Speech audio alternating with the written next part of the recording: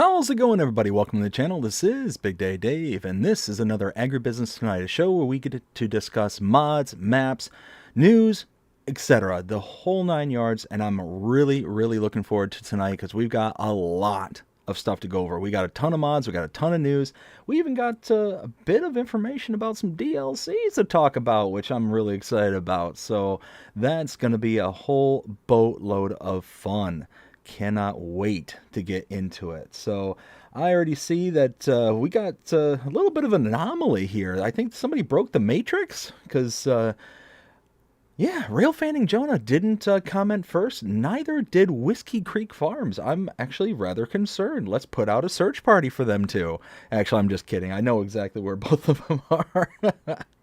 But no, Farming with Outlaw Ag actually sniped the stream, so I am very impressed. Saying hi to everyone. Hi, Outlaw. Hope you're having a fantastic day so far. And Elizabeth saying, have a good stream tonight. Can't wait to abscond with your better half tomorrow. She is absolutely my better half, and I know that she is really looking forward to hanging out with you tomorrow, and I know that I am extremely jealous. Extremely jealous. So, let's see. And we're just going to wait here a few more minutes to bring the stream up and running. I know Will's going to get his end going here in just a few moments. So I'm going to quiet down so he can actually introduce himself once his goes live.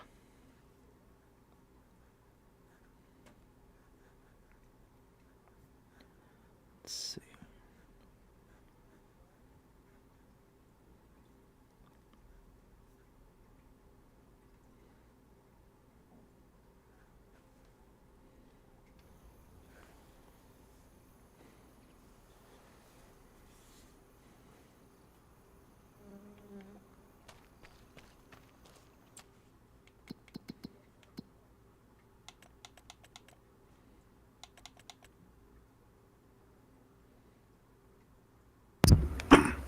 Yo, what's going on, guys? It's WTG here. How is everyone doing today?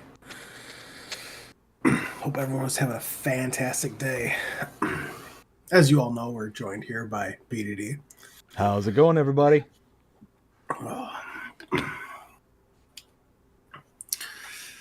Ooh, man, do we have some stuff to talk about today, man? Yeah, we do. Woo! Lots of news, lots of mods, and lots of, even more news. We'll just go with news. Oh, yeah. All right, so I'm going to get this brought up over here. All right, I'm going to go ahead and capture this here. Oh, wrong one. Wrong button. Wrong button. Button, who's got the button? Oh my goodness, I can't even press the right button. There we go. Yes.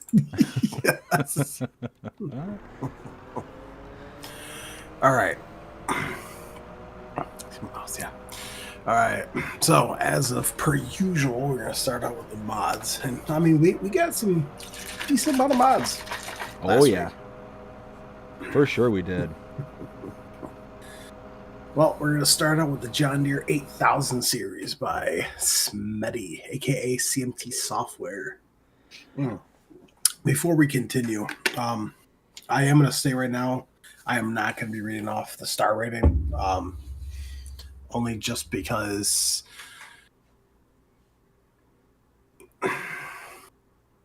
it takes a little more time than what we need, and I don't really think it really matters that much, as long as we just go over it. So if anyone is wondering, I will, I'll put my mouse around it, or I'll just highlight it so people can see. But good call. Let's see here. The downloadable size for this is 24.26 megabytes to download. So the John Deere 8000 series, this is a good mod. Now, before I I'm going to give a quick introduction as to how I kind of perceive these mods. So I'm looking at this from a console player's perspective. So I'm going to be talking about things like the file size. I'm going to be talking about the mod itself. All the kind of things that I myself will look for when considering whether I'm going to install a mod or not, and kind of speak from that perspective. Now, when I start talking about things like file size and things like that, it's not really going to be pertinent to those who are on PCs and stuff like that, so ignore that portion of it. But I am going to share information from a kind of overall perspective that is going to be applicable to PC players and Macs as well. So I'm kind of take what I'm saying with a grain of salt. Don't trust my word for everything. Just kind of looking at it from that perspective. So, talking about the John Deere 8000, this is a good mod. So one of the things I look for when I talk about our tractors and equipment, things like that, is the file size. So number one, I try to look for mods that are less than 25 megabytes when it comes to tractors and stuff. This one meets that. Power, we're talking a good range between 160 and 225. That's a nice one. This is also a production year of between the late 90s. So that also means that we're going to see a cheaper buy-in for the power. So when we look at our mods in that kind of range of large tractors, again, our lowest starting is 160 horsepower. So we're talking, it's actually significantly lower than the large tractors we have currently. So really about the closest thing we have are the Challenger models, the MT600 series at 160 to 225. It's actually the same exact power range. So that's a pretty good comparison. This one, as best as I can tell, does have a 3-point link in the front. So that's a huge upgrade compared to the Challenger series. It also includes like the AGCO White and the, I think it's the AGCO 9700 series as well. So the starting price for the Challenger series is $58,500. This starts at $90,000, so it's almost $40,000 or $30,000 more expensive just for this John Deere with the same power range. But you do have that 3-point link as a kind of a buy-in right off the start. So is $30,000 worth a 3-point link? Not really, in my opinion. So in this case, I would probably pass over this mod. Now, there is something that's actually missing from that whole description, and I already let CMT Software know. He said it's not that big of a deal, but if people really want to complain about it, then he'll make an update for it. What's that? It's in the mod description. So I want you to read that horsepower again. Power 160 to 225 horsepower. Yeah. So I'm just waiting to load my game. I'm loading it in. Compiling these shaders. If everyone's wondering, yes, I am on PC at the moment. If anyone is wondering. So if I go into here and I go into large tractors, I do have this installed. This right here at the very beginning. So I click on this right here. If I go all the way over, so you start 160, it actually goes up to 300 horsepower. That's 8,400 chip. So it's chip tune. Which that does add an extra $100,500 to the price tag, though. But it does go up to 300 horsepower, though. So I mean, so again, looking at the console player's perspective, this one just isn't necessarily worth it because it's pretty much the same power range as the Challenger AGCO series. And yeah, the only additional kind of benefit that you're going to get out of it is a front 3-point link and potentially front loader attachment, which does say in the description front loader configurations. So it's, I don't know, for an extra 30 grand base is not really worth it in my opinion. Right. Now, all the tire choices like your Trelleborg, Michelin, Continental, Midas, except for BKT, Vaderstein, back Trelleborg. I personally like Michelin's. All of them are the exact same, but the BKT. So you do have standard wheel weights, wide tires. You have narrow tires. You have rear narrows, which are more American style, which is fantastic. You have rear twins all the way around, back to standard. You do have mud guards, EU, EU2, and US. That's big. And the best part, though, is that the mud guards don't cost anything to change. And then you have your front fenders. You got EU and US or no. So again, and then you have your side signs. Now this is going to have an update because those side markers don't work. Like the blinkers don't work. I did point that out to him as well, so he is aware of it. He is going to set an update out for it. So, I mean, I'm not going to go through everything on here, but I just wanted to point that out to you guys, just so you guys can see it. Come back over here. Oh, click back down here. Where's my mouse? There it is. It ran away. Found some cheese. Found cheese.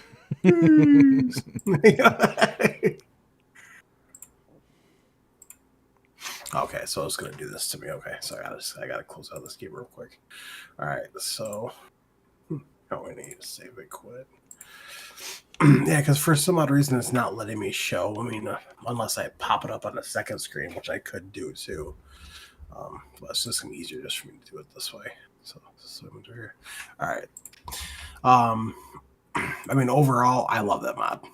I was very happy that it came back. The next one is going to be the Plymouth Elite Wolf pack by HR Force and Forsukbao. This is 23.74 megabytes to download. It does come with the machine itself, and it comes with 2 separate blades. So you have your standard and your pro version. The pro version, you actually have to like manually operate it. So there's no like just automatic lower, no automatic raise, no nothing like that. You have to like manually do everything.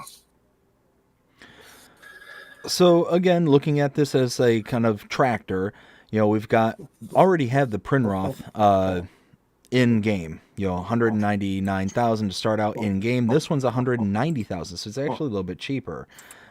Less than 25 megabytes, so it's 23.74 megabytes to install. That's good. It's a little bit cheaper, and it kind of has those little levelers that you can, the standard versus pro. I mean, if you're looking for kind of a more hyper-realistic, that's really nice. Outside of all that, though, I don't know. I might be less qualified to answer and talk about this one here as opposed to anything else, simply because it's just a... Ralph and Jonah donated $1.99 through Super It's not Chat. something I use that often, so it's one of those that, on its surface, based on what I can see and based on what I can see in the description, it all looks nice, it all, seems fine. Not something I'd personally install because it's not something I can personally see using. Well, the nice thing, and it doesn't say it in here either, which I'm kind of surprised it actually doesn't. But so the Elite Wolf AgriPower, the machine itself, can go all the way up to 675 horsepower. It's like 615 or 675 horsepower, and it doesn't cost a single dime to upgrade it. Okay. So you literally can use this as a tractor, as like a large tractor, which I think is absolutely phenomenal. Now, the one question I would have is, does this have a front 3-point link, or is it only attachable in the front to those plows? So the blades are out. So for the levers in the front, only to the front. It does have a rear 3-point linkage in the back. Yes. But the blades only attach in the front. So, well, can you attach anything else besides the blades in the front? Is what I'm asking. No, but okay. I do know that HR Force, because I reached out to them. They are working on an adapter of some sort for the front of it for a 3-point. Okay, so I'll say all this. When and if that adapter comes out to where you can then attach other products, or other attachments to the front of this tractor, then it'll be a complete game changer, and I would say install this right away. Having that much horsepower, even base, is the base game version is 435. I imagine that this one would be relatively similar, and being able to get up to 600 plus horsepower, that's pretty huge. And having a nice tracked vehicle as well, it's gonna pull like there's no tomorrow. So you're gonna be pretty good with this one. And for less than $200,000, when you consider something in that same power band is let's see, 400 horsepower. You're talking an upgraded Massey Ferguson at the high end for almost $300,000. So it's going to be roughly about $100,000 less just to have the upgraded version of the Massey 9S. All right, I'm going to do this here right here real quickly. So what I'm going to do is I'm going to do it this way. So then, because I just want to show this off. Because I didn't know about this until I watched Mr. Silly P's video on it. Which, go figure, right? No. But while we're waiting for this to load, I'm going to... Where is my mouse? There it is. All right, so I'm going to come over here. Well, here, just real quick. Ken, how's it going? Hope you're having a fantastic day. Says, what up, people? And Jonah with a $1.99 super chat says, hello from an Amtrak train. Yes, Jonah was out and about on his train adventure. Hope you're having an absolute blast there, Jonah. Okay, it's not going to let me do it this way, so... Oh, this thing, I'm telling you. Is it fighting you? It is, unfortunately. So, miscellaneous, because I have it installed right here. Yeah, so engine horsepower. So it starts at 435 horsepower, and you can go up to 672 horsepower. So that right there is ranging within like the 9RX, the 9R area. Yeah, which how much is it with the upgraded horsepower? 190. Oh, so it doesn't change the price. So that's actually huge, because you figure if you're getting 9RX territory right there, you figure the highest price point for the 9R, we'll use the 9R as the base, is $624,200 for a tractor with 691 horsepower. So you're getting slightly less than the tuned up version of the 9R, but you're paying $400,000 less. I mean, for that price, you could literally buy 4 of those Prinross, especially and especially when that adapter, if and when that adapter comes out for the 3-point link in front. You having that'd be a complete game changer. You could buy 4 of those tractors all up front for the same price as a 9R John Deere, and you could have a entire fleet of them. Oh yeah, 100%. So, I mean, it definitely is worth looking at if you guys really want to look at it.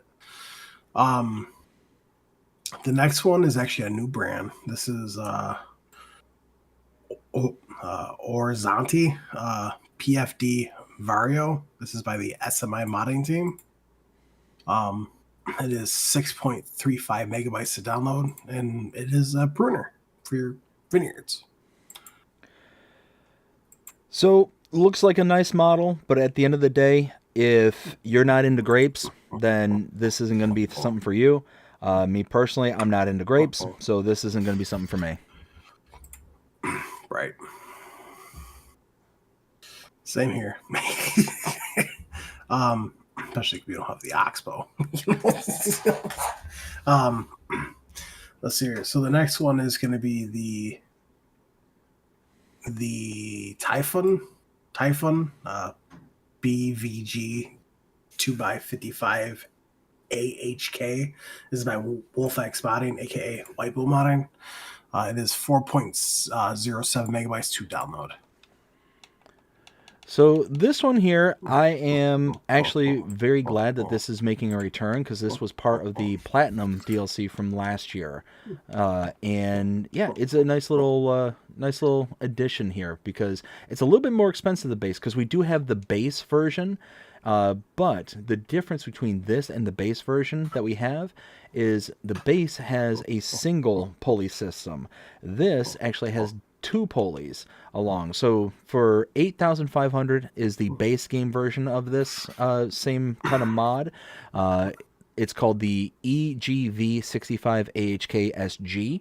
It's $8,500. This one starts at $13,800. So for less than double the price, you're getting double the amount of pulling capacity for this particular mod. So if you'd like to do forestry and be able to hook and drag and get them out of the thick forest areas, you can slap on and basically double your towing capacity with this one here. This also comes with different accessories that you can kind of do, different kind of pulley systems and whatnot. It's more of the aesthetics. It's not really anything outside of just the way it looks, but the way it functions is basically you're getting double the amount for half the price, or half again the price. Well, also, the nice thing too, you can even see it by the picture right here. I'm circling my mouse, but you can put a chainsaw in there. Yes. So, yeah. So that's actually a good point there because this does store the chainsaw, like Will's saying.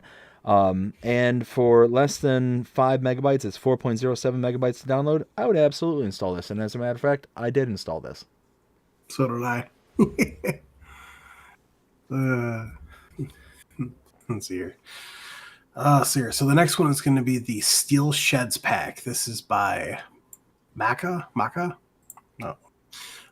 It is 8.92 megabytes to download. There's 3 different shelters in here, and the price difference, you got 2,700, 3,500, and 5,000. So for less than 9 megabytes, you have 3 pretty decent sized shelters here, sheds, and they're highly detailed. They got lighting inside of them, in some of them at least, and they're big enough to hold some of your bigger equipment, such as your harvesters, as you can see on my screen here. Yeah, this is actually a pretty nice little model and nice looking too. So at the end of the day, I'd install this. And the only shed with the lights is the one that's enclosed with the 2 doors. Yes. So, yeah, Mr. Sealy P absolutely loved this one. Love that mod. Next one is going to be British Style Bunker Silo. This is by Road Tech Mod. I think that's how you pronounce it. It is 12.19 megabytes or 12.19 megabytes to download. The price tag is $75,000. So this one here, I'm kind of bleh on personally. Nothing wrong with the model, nothing that looks really nice and whatnot, but the reason I'm kind of blah about it is $75,000 is really expensive to hold manure, and that's what this is going to do. Or I'm sorry, not manure. Sorry, silage. Sorry, my bad. I misspoke. So it's just one of those. That's quite a bit for the size of it and all that. And really, it's just kind of a. I don't know. It just not my kind of cup of tea for just kind of converting over your chaff into silage. And it's just one of those where you can buy a base game one for $25,000. Now, depending on capacities and stuff, I'm not sure how much capacities it didn't actually say in the description. I don't know. Just even if this is on par with the medium size one, the medium size is 60 grand. This is 75 grand. Is it worth almost 13 megabytes? I don't know. I mean, me personally, that one of the bunker style that we got from Hellraiser, because that one bunker style, because it has a version with the grate on it, or like the not the grate, it's the drainage pipe, like grate thing at each end, and it basically creates a barrier so nothing will get on the outside. Yes. That one is nice, and that's definitely something that I would love to see kind of incorporated more often with these kind of styles of bunks, is having the ability of not letting it spill out. Right. But I mean, Right. like I was saying, it looks good. It looks like a good style, and if you're playing on a UK style map or a British style map, then this might fit into your gameplay perfectly, and it might be worth it to you. Again, 75 grand, when all things are considered, I think is just a bit too much, considering Yep. that we've got other options. Base game, yeah, I don't know, just not one that kind of leaps out at me. 100%. No, I agree with that. Let's see. Hmm. Let's see here. Placeable. No. Placeables. There we go. Let's see. Search.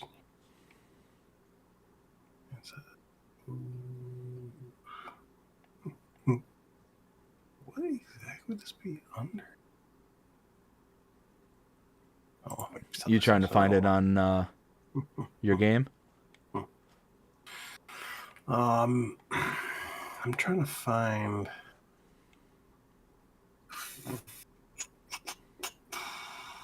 Let's see, placeable. I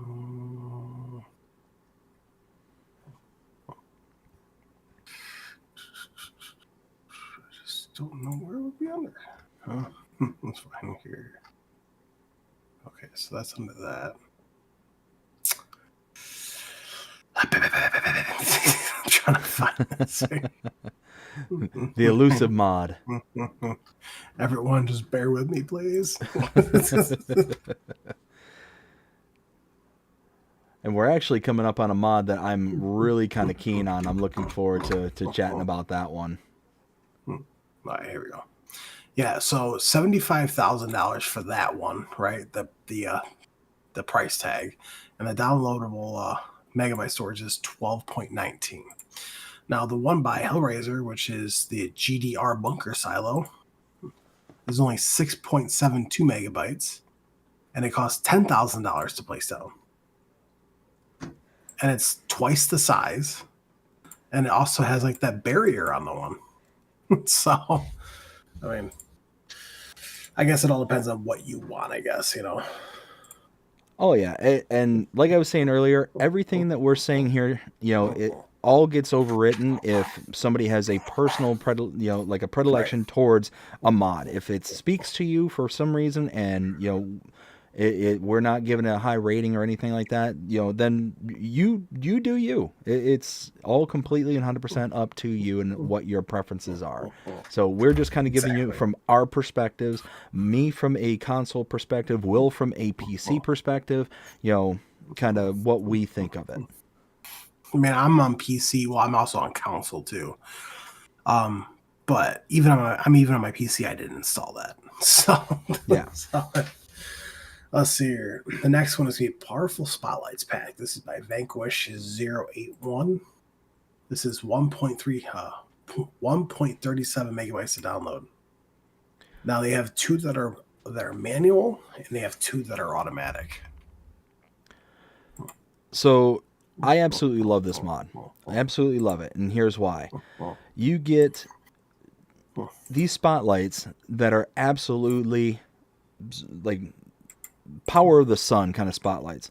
So you can see here on my screen how it's really dark on the main starting farm there on Riverbend Springs, and then boom, you click it on, and all of a sudden you can see everything around the yard doing. I mean, you could really get some work done around your fields there on Riverbend Springs, and it's just nice. It's a very, very nice little mod.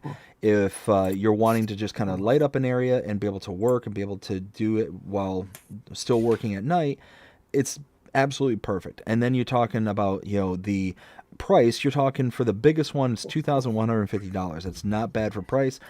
The megabytes is less than 2, so you're talking super low to install, super cheap to buy. It's a win-win. Right. Well, see now what we're doing here, we're just going over things. With all mods, it's all up to everyone has their own opinions on things.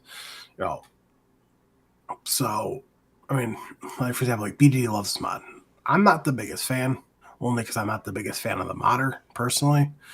Um, but I mean, no, it at the end of the day, it always comes down to what you like.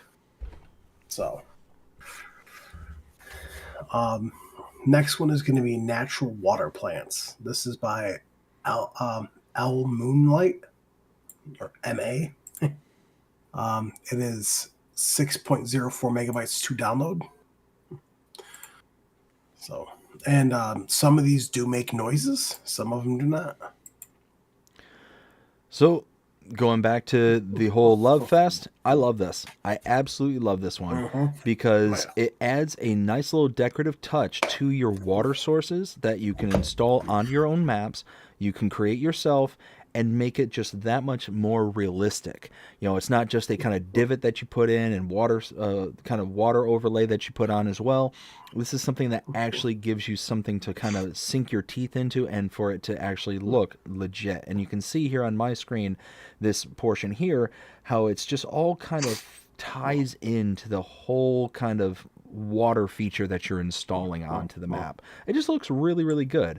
And for less than, 7 megabytes to install, you get several options, including ones with sound, some with none. I mean, yeah, at the end of the day, love it. And I think it's a great mod. And super 100%. Cheap. Oh, yeah. I think the most expensive one is $200. Yeah, right.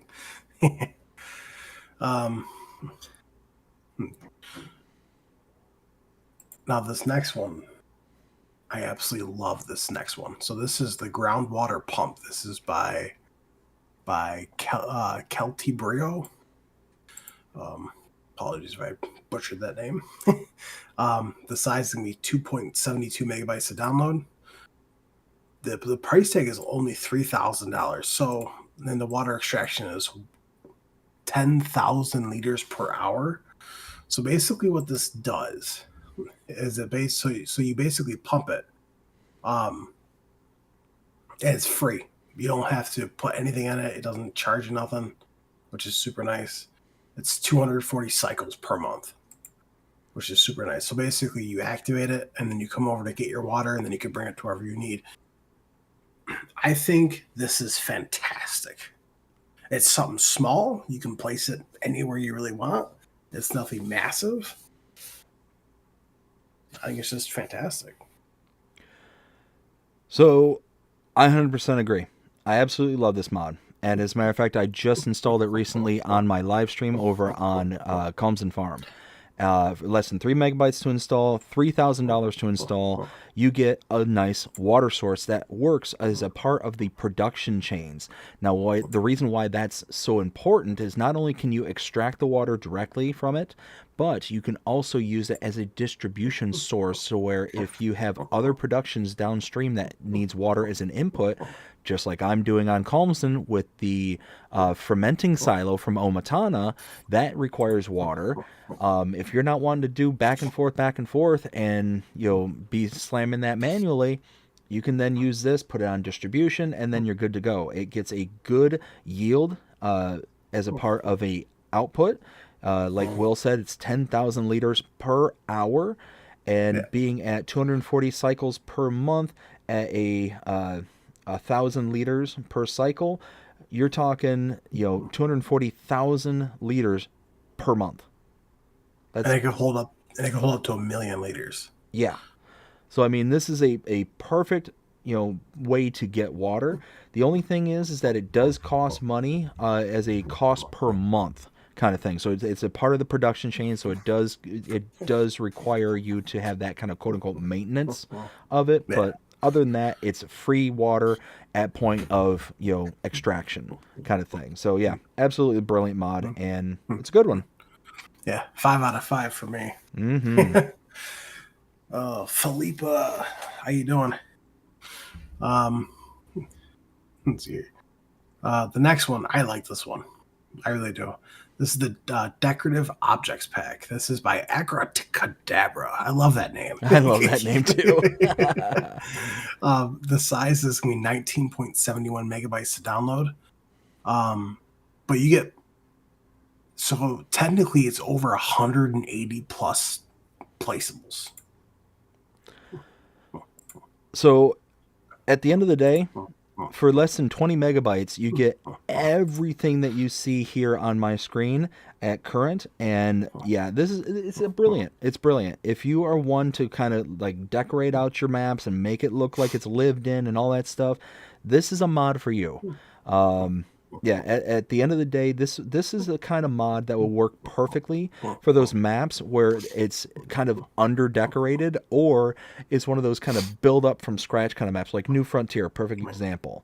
One of those where you're starting out with very bare bones minimum. You can buy pretty much all areas of the map, and you want to build it up and make it look lived in and make it look like an actual like a map that you would get like a Calmston or like a insert any other name here.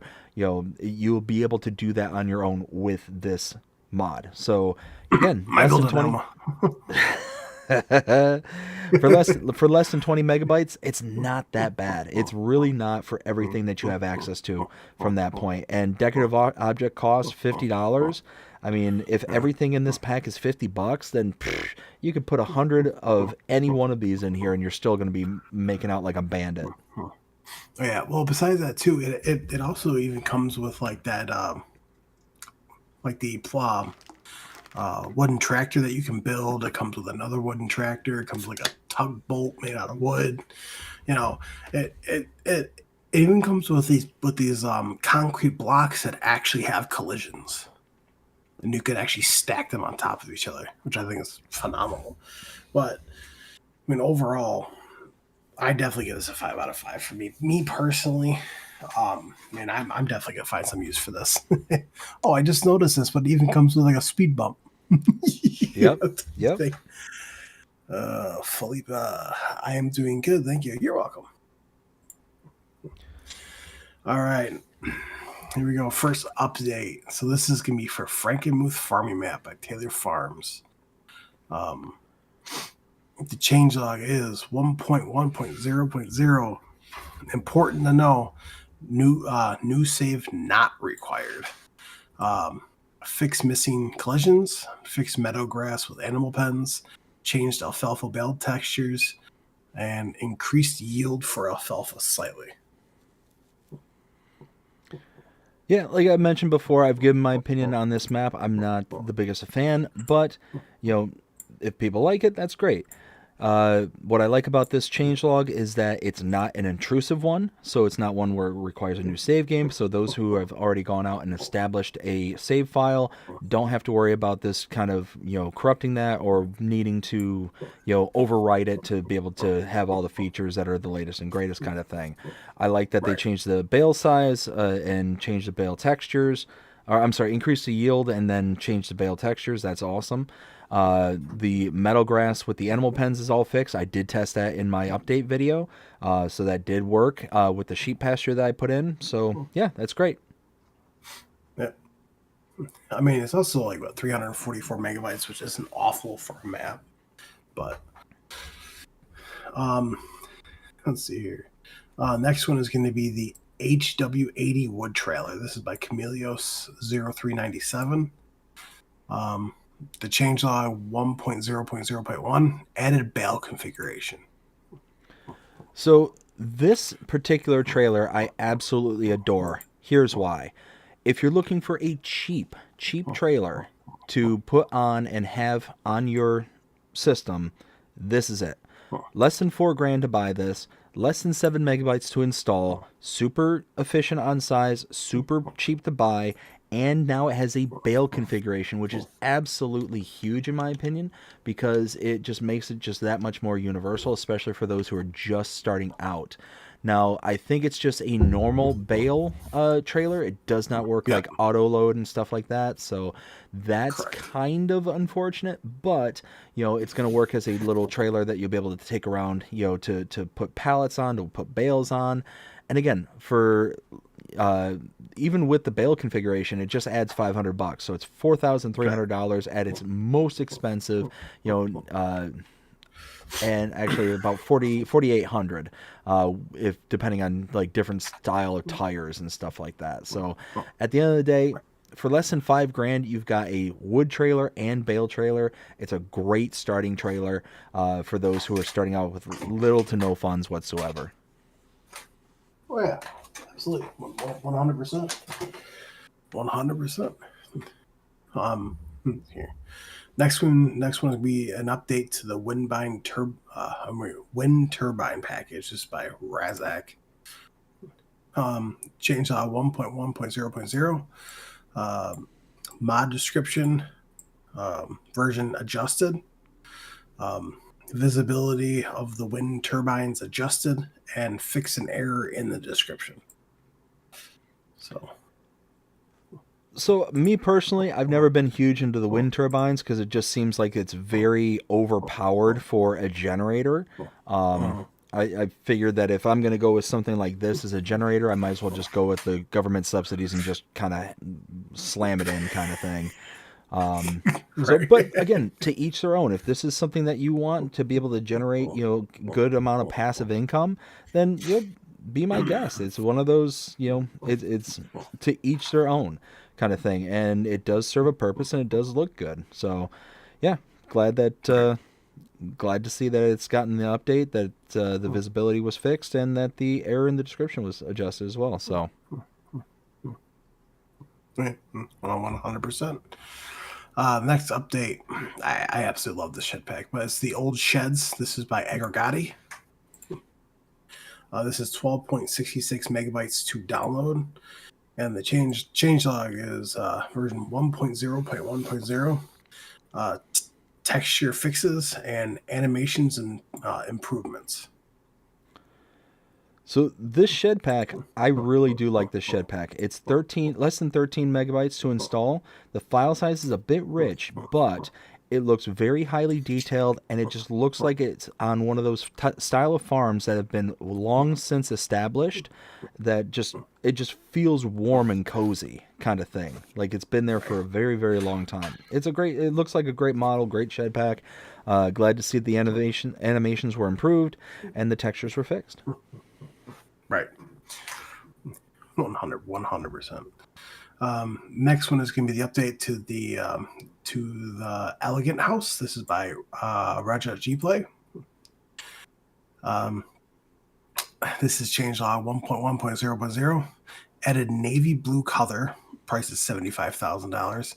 And old house added. Price $70,000. So again, this one I didn't much care for because you're talking 30 megabytes to install. So that's really quite kind of rich for a console player, and you can't go inside of it. So, I mean, it's great that they added the colors. It's great that they added the kind of change in the old house and made it a little bit cheaper, about $5,000 cheaper. But at the end of the day, if it fits the style that you like, then great. But me personally, it's not worth the size. Yeah, 30 megabytes to download. No, thank you. It looks brilliant, though. It looks good. Oh, yeah. You just can't go inside. You just can't go inside. Now, if it was 30 megabytes and you can go inside every single house, then yeah. Let's see here. The next one is going to be a new map. This is if I pronounce this right, Lipinki. This is by Green Egg and Favory. It is 196.09 megabytes to download.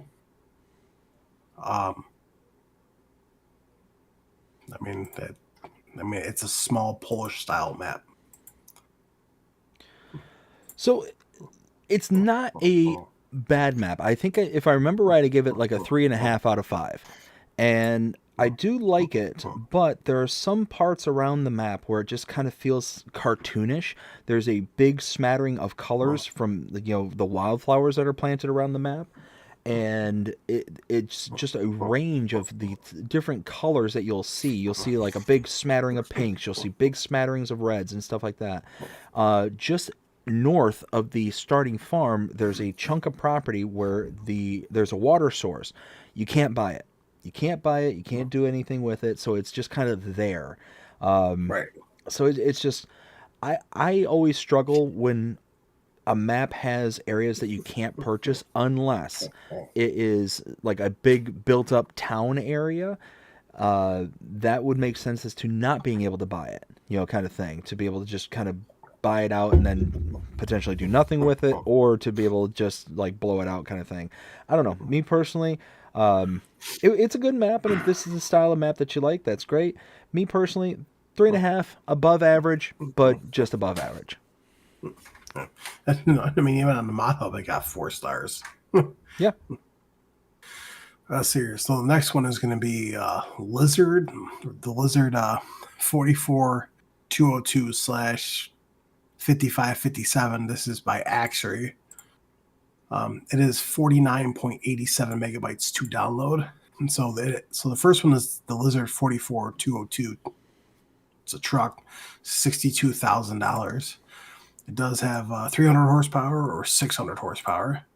And then you have the Lizard 5557-AC, which is a dump truck. It is nice that it says unloading side back. Price tag is $72,000. Exact same kind of horsepower. The capacity is 10,000 liters, 12,000 liters, or 16,000 liters. So this model, I like the model. It looks really good. It reminds me of a very Eastern European style truck. Like I said, it looks really, really sharp. My only issues with it is the megabyte. It's almost 50 megabytes to install. That's really, really large for like a vehicle, per se, especially one that's just a truck and, a dump truck configuration. It's one of those that if we take a look at kind of comparables for this one in particular, not necessarily in style, but just in kind of horsepower and stuff like that. Starting horsepower is 300 horsepower. So you're talking about the International CV series. The small International has 350 horsepower. That's at 67,500. This one to start out is $62,000. So I mean, there's really not much in comparison when you're talking at that horsepower range. But if you bump it up to the 600 horsepower, I'm not quite sure what the price bump would be for that. But you're talking about introductory Volvo. So at 137,000 for the Volvo versus the, maybe I'm guessing around 70 to 80, maybe even as high as 90,000 for the increase in horsepower. I mean, yeah, you're getting it for presumably less price, but at a very high megabyte install. At the end of the day, this one is kind of too niche for me. It would be on a very specific type of map that I'd want this on, and therefore wouldn't be something I would install like right off the bat. If I was on a Eastern European style map, I would install this. Other than that, not really interested. I know. I do know that the truck, both of them sound amazing. They're both very highly detailed. Like even on the inside. And they, like I said, they look brilliant, and I love the model. The modder made a very nice looking truck, and there's a reason why it's 50 megabytes to install. But it's, again, looking from a console player's perspective, which is what I am. It's personally not worth it unless I'm trying to craft the world, and this would be a part of the world. It would be a very, very niche kind of install. Right. No, I got you. I mean, even on my Xbox, I didn't install that. Let's see here. The next one is going to be the HiMech Energy. This is by the SMI modding team. It is 10.72 megabytes to download. So there's two different versions. So you got a mulcher and you got a mower. So both of them are $42,500. They're literally the exact same. One's just a mulcher and one's a mower. So I've seen these come out, not this one in particular, but I've seen something like this similarly come out, and it's nice from a kind of Realistic point of well, view. yeah, like a realistic. If you're wanting to go around and mow the sides of the roads and stuff like that, or mulch the side of the roads, it's a nice looking mod, and it's a good looking model. And SMI makes really good mods. Now, me personally, 11 megabytes to install for a mulcher or a mower, and it's extremely limited on its working width. It's 1.5 working, 1.5 meter working width. That's incredibly small for almost $50,000 for either a mower or a mulcher. Again, looking at something comparable would probably be like the front mulcher or front mower and even those are 3.1 meter working width. I mean, it's half again the size. And the K brand GMD 3123F is $13,500. I mean, me personally could not justify putting this on my console. Me neither. I mean, I didn't even get it on my PC. Let's see. Next one is going to be the Madara Agro Rolling Bear. This is by EED123. It is 5.39 megabytes to download. The price tag is $9,300. Working with is 5.9 meters. It does weigh 2,750 kilograms. And it does have an option for a regular roller. So basically, you have like a regular roller and a grassland roller. So for this one here, the working width is 5.9 meters. So that really is smaller than the two base game rollers that we have. The smallest one that we have is the Vaderstat Rexis 1230. This is $9,300 to start out for less than 6 meters working with. The base game one is $46,500, so it's significantly cheaper than the starting base game one, but it's also half the size. So you're not paying half as much for this one as you are getting for its meterage. So that's a very good thing.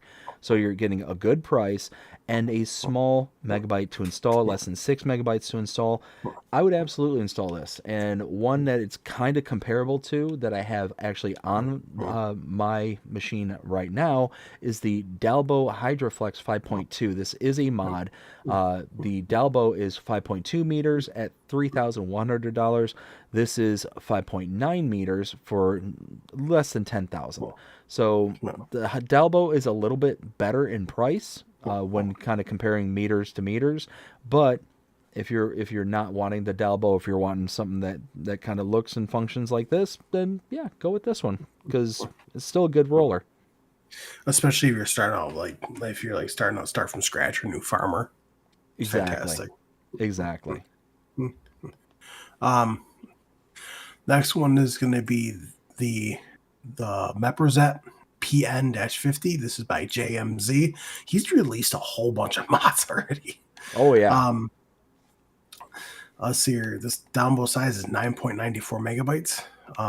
Price tag is $8,000. Working width is 10 meters. Capacity is 5,000 liters and requires 50 horsepower. So, if I'm not mistaken, he actually released another version of this. Not the same version, but a different series. So we had a model called the Meprazet PN100. This is the PN50. So this is like the smaller version of it. And yeah, I installed the other one, the PN100 on my machine. Mm-hmm. I would absolutely, again, install this one on there too. For less than 10 megabytes to install, $8,000 to buy, 10 meter working width, and 5,000 liter capacity. So again, about the closest comparable that we have would be the FarmTech Super CC800. Now, the Meprazet PN50 starts at $8,000. The FarmTech's $31,500. So this is significantly cheaper. 10 meter working width versus 15 meter working width for the FarmTech. So this one has a slightly smaller working width, so it's kind of a trade-off, but it's only 5 meters. So you're not getting you're not paying significantly less and getting significantly less in proportion to what you're paying. So it's actually pretty good one right there. The Farm Tech is 8,200 liter capacity. This one's 5,000 liter capacity. So again, slightly less than what you're getting. But at the end of the day, less than 10 megabytes, you're spending significantly less and you're getting slightly less. So all that kind of factors into, I would install this. Well, besides that too, JMZ makes really good mods though. Yeah. Yep. And also looking at the other mod, the PN100, I mean, you're talking that one there is basically double the price.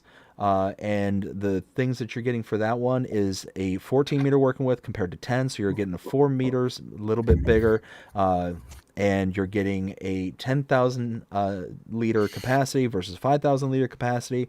So you're basically you're spending double and getting double is what you're getting with the other one. So it's very in line with each other. I like that. So yeah, I recommend both of them, PN50 and PN100. Exactly. Yeah, I have this other one, the 100. I have that actually on my Comson farm on my Xbox. So the next one is going to be the Vicon PS 1004/1654. This is by No Name Modding. It is 2.28 megabytes to download. Working with is 18 meters. Price tag is $3,450. Capacity is 1,000 to 1,650. This does solid fertilizer and lime, and it does spread the lime at 18 meters. So, not going to hide the ball on this one. This is a brilliant mod. Not only is it a brilliant mod, but it's it's just good all the way around. So, about the closest comparable we have is the Salac at the RZK300H. $2,000 to buy the Salac. This is $3,450. So a little bit more expensive, just a little bit. But this is where it starts completely blowing the Salac out of the water. So the Salac has a 300 liter capacity and only works with solid fertilizer. This has a 1,000 and a 1,650 liter capacity. So right there, you're getting almost 4 times again the amount of capacity for $3,450. So you're talking $1,450 more for almost 3 times the capacity. That's big. That's really, really big. And for less than 3 megabytes to install, 100%, and you get lime capacity, and you throw it at the same exact width as the fertilizer, yeah, absolutely. And the biggest kicker, the Salac spreads at 14 meters, this at 18 meters. So, yeah. I would absolutely install this one. Yeah. Yeah, it is a brilliant mod. I mean, especially because when you have a spreader like this that does solid fertilizer and lime, but the lime spreads at the working with is phenomenal. Yep. Yeah, you don't have to sit there and guess as to whether or not it's going to spread everything out at the same width, or you're going to be like, oh, okay, I'm going to get this one. It spreads at 18 meters, and then all of a sudden it goes at like 8, kind of thing. And it's like, oh, well, it told me 18. Well, yeah, guess you lose on this one. Right, exactly. Now this next mod I absolutely love. This is the Lizard utility trailer. This is by Slucious Modding. It is 9.46 megabytes to download. There are 3 different trailers, and the prices is $3,500 to $8,500. So for less than 10 megabytes, you can have one of 3 different trailers, one with a single axle, one with a double axle. They look like good mods. Me personally, though, I'm not 100% certain about this. If we take a look again, or at least try and find something that's somewhat comparable to it. Oh, I need to go up to low loaders, probably. Yeah, I'm going to low there's loaders. really not a good comparable for base game stuff, and that's what I try and do is to look at base game. About the closest we have for base game, I mean, really is nothing. It's absolutely nothing. But probably the closest would be the Flegel DTS 5.9, Right. $30,000, 30,500 to buy that, and it's a triple axle, swivel axle trailer.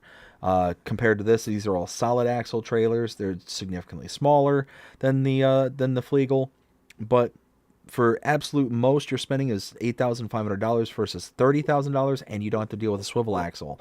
10 megabytes to install. It does look highly detailed. It does look good. I don't know if I would want this one enough to where I'd overcome the 10 megabytes to install. Well, I can say that. So it does say it comes with 3 trailers. So basically, the one is the exact same. So like this, so the single axle.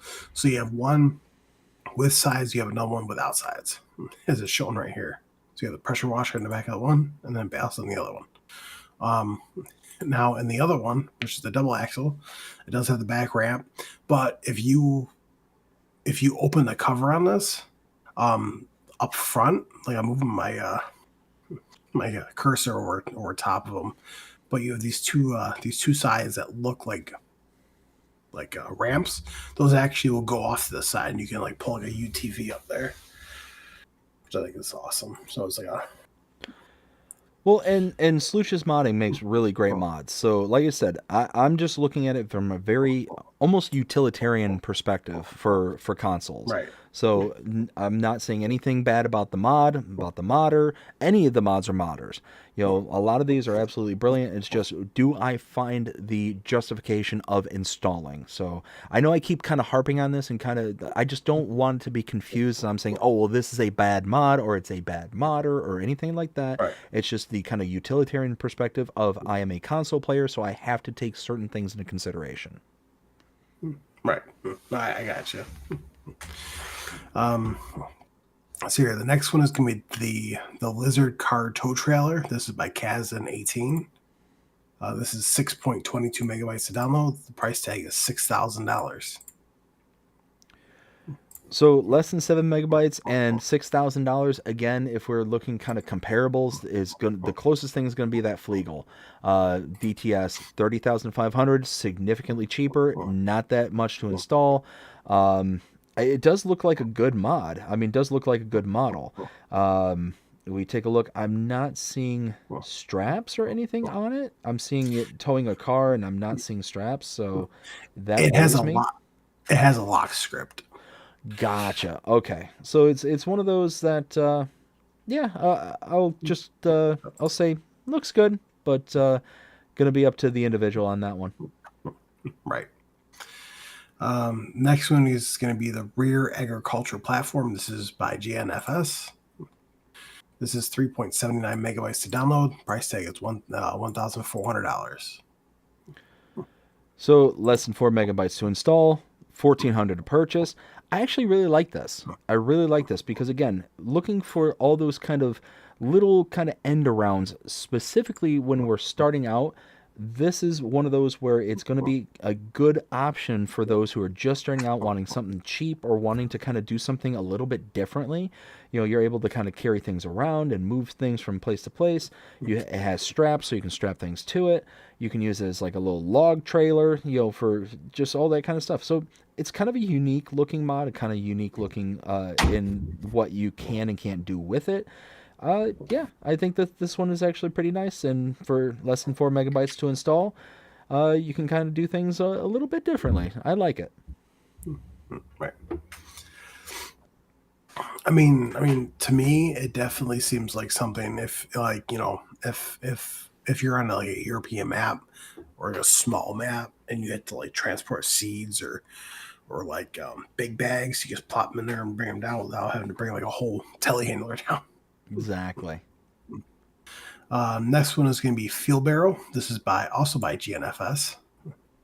This is 0.86 megabytes to download. The price tag is $100 to $300. The capacity is 200 to 400 liters. So for less than a megabyte, we have basically a diesel storage. As best as I can tell, used to transport or store diesel to supply your field machines. So yeah, I mean, if you're looking for a way to be able to bail yourself out of a field that you accidentally ran out of fuel in, this will be a good one. Again, less than a megabyte to install. Yeah, I think this is a good one. Let's see. Next one is going to be Skid Steer Tool Pack. This is by FS Miner. It is 3.77 megabytes to download. Now it's funny because very interesting. Yeah, it comes with a couple of different things. So it comes with a skid steer compact mower, which is $3,100. Working with is 1.9 meters. It comes with an HD shovel. Price tag is $1,400. Capacity is 1,400 liters. Working with is 2 meters, which I don't understand why it would have a working with. And then you do have a bucket that allows you to pick up stones and like straw, grass, silage, chaff, and wood chips. That's $1,200. Capacity is 550 liters, and working with is 1.8 meters. So for less than 4 megabytes to install, you get several different implements that you can put onto your front loader or onto your skid steers. Yeah, I like it. I would definitely install this. The mower is very interesting, though. Oh, for sure. And what I like about that is, if you got a map, I'm specifically thinking of from FS22. Oh goodness, what was it called? It was basically a map where you were not necessarily a farmer, you're more of a county worker, and you would be able to mow grass for the most part along the side of a highway.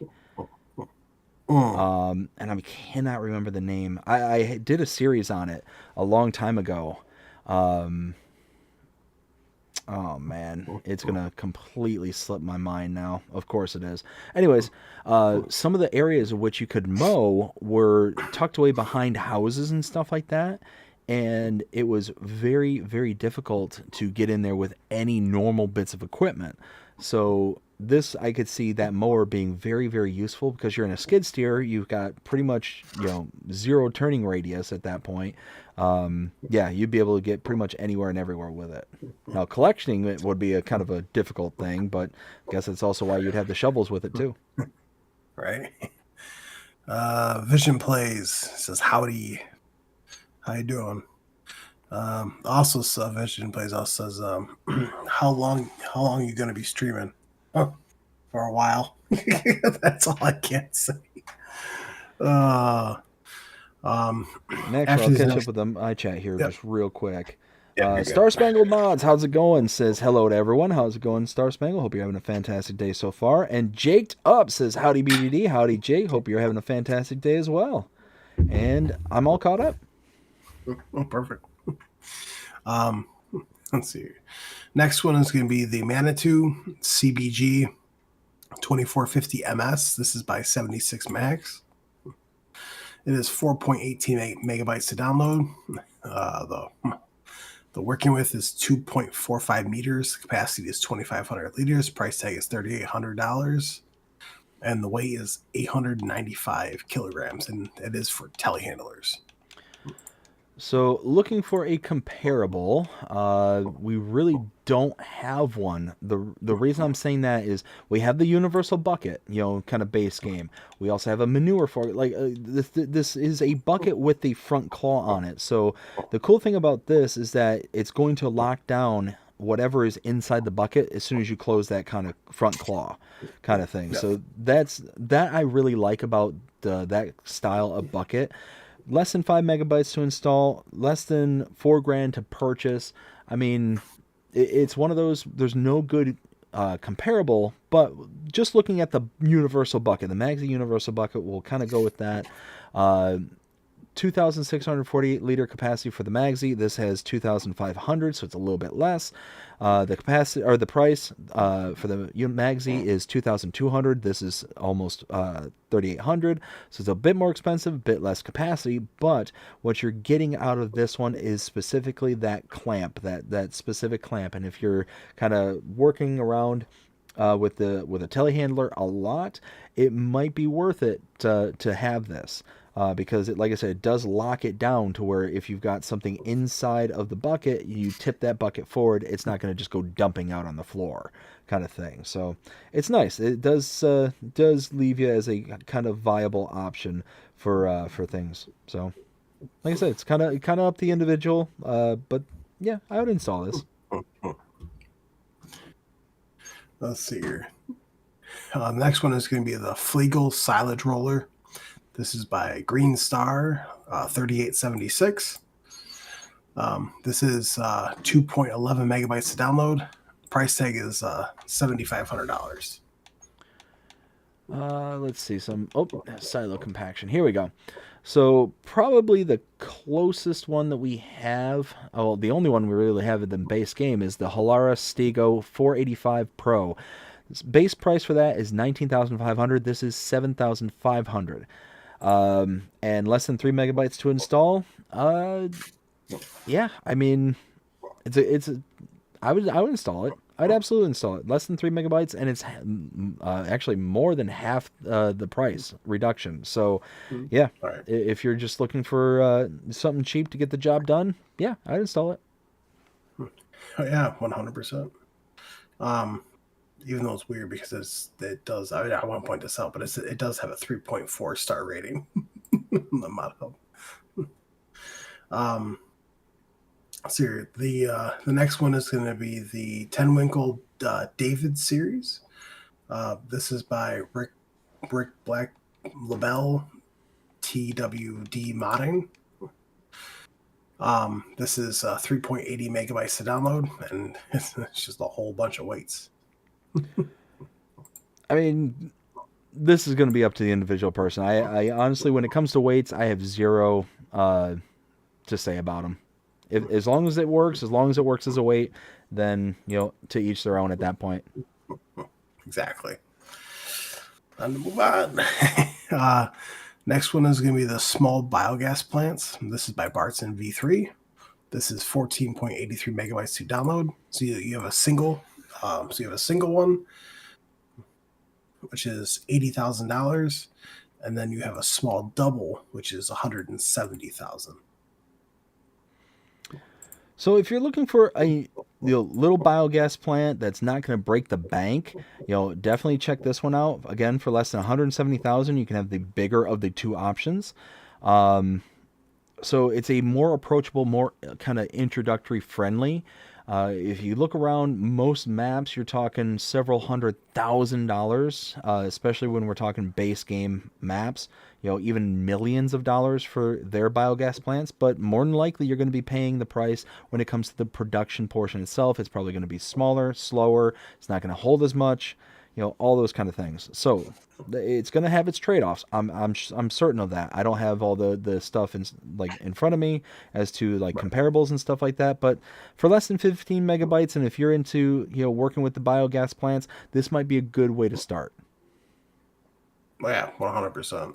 Instead of spending millions of dollars on the base game one. Let's see here. The next one is going to be the Warehouse Shelter. This is by Black Tiger. This is 8.02 megabytes to download. Though this is going to be under sheds, but this is a bale and pallet storage. Dimensions is 43 by 25 meters, which is pretty big. Price tag is $175,000. Daily upkeep upkeep $75 a day, and the bale capacity, or bale/pallets, is 2,000. All right, so for less than 9 megabytes to install, 175,000 is a bit pricey, but 2,000 bales and pallets, holy smokes! I would install this. Right. I would absolutely install it. It looks good. It's simple. And not only that, but it doesn't have built-in collisions. So that I absolutely love. Yep. To where some of the mods that we have, or even some of the base stuff that we have available to us, like if we look at Giants' version of the bale and pallet storage, that's $49,000 to install. It's only 250 pieces that you can put in there, so bales or pallets. So you're talking for Let's see, what is that? That's 2, 5. You're talking 4, just to get up to 1,000. Yeah, so you're talking for 8 times the price of a base one. You'd have to have 8 separate base ones to equal the capacity of this one, but for $50,000 almost each, times that by 8, you're significantly more expensive from the base game model versus this one here. So Oh, yeah. 175,000 sounds like a lot, but when you think about having the base model times that by 8 to get the same storage capacity, plus you don't have collisions, so you can actually use this to store your actual equipment in as well. Absolutely brilliant. I highly, highly recommend this. And for less than 9 megabytes to install, looks good, functions good, high storage capacity. Yeah, all in all, brilliant. Oh, 100%. Well, the next one is going to be the Farmhouse Package Volume 2. This is by DMI 20mm Normandy. That is 19.10 megabytes to download. Now, I'm going to go on a little rant here.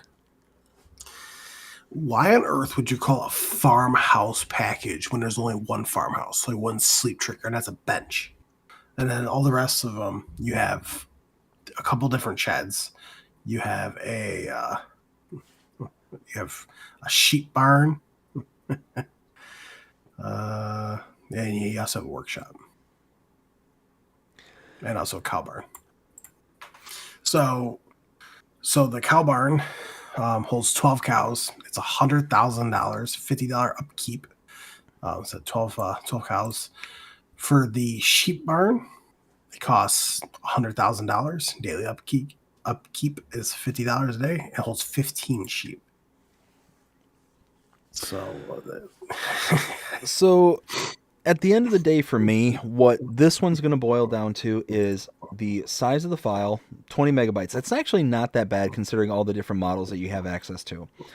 But it's one of those where it's a very specific style. It's a very kind of Dutch style, and we have no Dutch maps at the moment. So the Dutch model, but DMI is working towards, being able to supply something that we don't have access to at the moment, but I'm certain that we will here in the not too distant future. We'll start getting those kind of, Dutch maps that are going to fit into this kind of style. At the end of the day, it's a very niche mod, very niche models and all that stuff. So for me personally, not going to install this one specifically, one, because we don't have anything that really goes with per se at the moment. And it's just a very niche kind of style for me. Right, 100%. So your next one is going to be the Big Renovated Cow Barn. This is by Mr. Grucha. This is 38.49 megabytes to download. The price tag is $150,000. The maintenance cost per day is $100, and the capacity for cows is 150. So for less than 40 megabytes, you would have to pay $150,000 for this for 150 cows. So kind of taking a look at the comparables, as we tend to do, about the, really the only one that even comes close to this is the Horman Cow Barn Large. 518,500 to buy that one. So $150,000, you're getting it for a steal. The base game one holds 96 cows base. This holds 150 cows base. So again, you're paying significantly less, and you're getting more capacity for your cows. Yeah, for 40 megabytes though, that's a big file size, but it does look like a big, good sized building and looks pretty detailed. So at the end of the day, yeah, I'd probably install this one. And then on the very first screenshot, you have like these windows that are going down the side of it. There's actually a you can barely see it, but there's like a trigger marker, like a hazard trigger marker right there. You walk up to it, you press it, and the shades will actually go up. Okay. Yeah, so nice little feature for a bit of realism and stuff like that, which is nice. I do appreciate that. And again, it's one of those where you can definitely see where the megabytes are coming from because it does look highly detailed. It does got a bit of weathering and stuff like that. Yeah, I think it's a good model, and especially when you compare it to kind of the base game stuff that we have. We might have other models and stuff like that in the mod hub that might be kind of outperforming this one, but again, going against base, this is a good one. Let's see here. Next one is going to be Building Farm Set. This is by Roger G Play. He's come out with a lot of stuff too. Yeah. This is 63.35 megabytes to download. So it comes with a cow shed. So the number of cattle can hold is 30. Price tag is $60,000. The daily maintenance per day is $100. Also comes with a garage, which is $27,000. It comes with a block garage, which is $20,000. It comes with a shed, which is $10,000. So this one is, they look great. The models look great, but almost 70 megabytes to install. That's a very, very large file. At the end of the day, you're talking, you're almost at the territory of a forestry map at that point not really one where I could justify that kind of space. Now, again, the models look brilliant. They look, and Rego G Play makes brilliant models, makes them very, very good looking as well. But for me personally, I would not install this just because of the file size is just really, really large, and I could only see really maybe using one or possibly two models out of this. I always have a very, very hard time with these kind of sets and packs and stuff like that because you're getting this really large file size, much larger file size, when more than likely you may want one, maybe two of the things that are in that pack kind of thing. Well, I mean, and it doesn't really specify. I believe this is the one that costs $27,000, but the one shed does have a workshop trigger in it too. So, I mean, don't get me wrong, it looks fantastic, but I mean, I'm not going to use this, I mean, but someone out there, Howard, is using this. Somebody out there is, 28 people rated it. So, but I 100% agree with you, though, BD. I mean, so do you know why he puts everything in packs? Last I heard, I think that Giants kind of prefers it that way, don't they? Yes. So they stated for FS25 because they have so many mods to get through, like new mods and updates and like that, that they prefer if the modder tries to put things in sets so they can get through testing faster. So And I can appreciate that. I can appreciate Giants wanting that to kind of roll it up, but that is really devastating for us as the players because again, like I said, I might actually would love to use the cow barn, or I might actually like to use the shed that I'm kind of hovering over, but I can't because I'd have to install 70 megabytes worth of stuff and I'd only use one or two, and that's the downside and the kind of downfall of these packs is that it really will depreciate, especially for console players. It'll really depreciate the ability for us to be able to kind of enjoy that kind of stuff. right. Not it is nice because there's a hayloft up top of the cow barn you can fit like small bales into. And just really quick, unknown Kansas boy, how's it going? Hope you're having a fantastic day so far. Says, how's it going? Going fantastic. Thank you for asking. Drink some G Fuel. The next one is going to be Cowshed with Garage. This is by Mr. Yucha. This is 51.23 megabytes to download. Price tag is $60,000. The daily upkeep is $150 a day. This does have a built-in silo with 80,000 liters, and the capacity for cows is 12.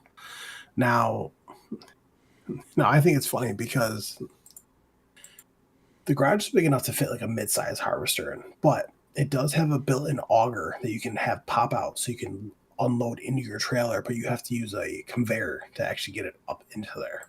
Mm-hmm. So This one, 50 megabytes. I can see where the megabyte size is coming from. I like that it's not a kind of single use kind of building. 60 grand is not that expensive.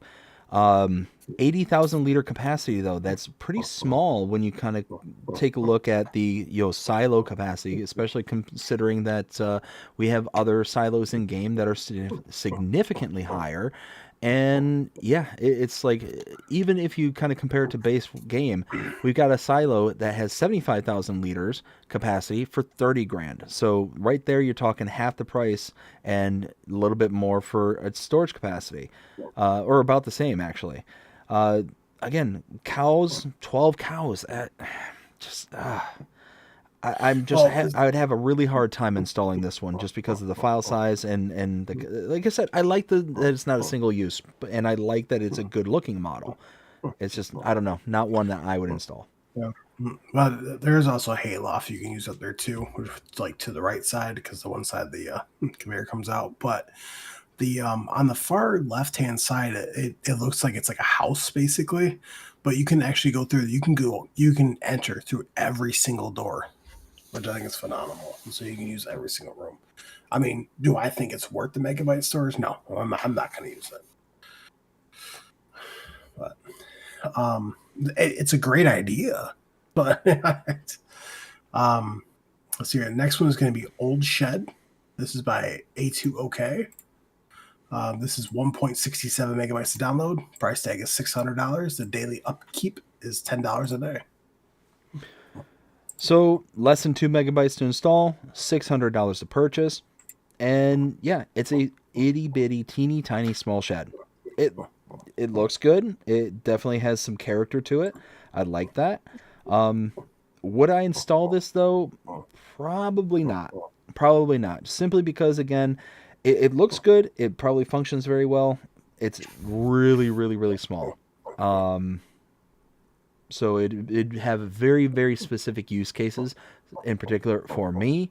And you're not going to fit like a bunch of equipment into it or anything like that. So yeah, I mean, Right. even though it's only 2 megabytes, it's again going to be up to the individual, but just not something for me. Now I just put this out. Now this next one, I'm not going to go over it, but this is a PC Mac only. It says free gates and fences.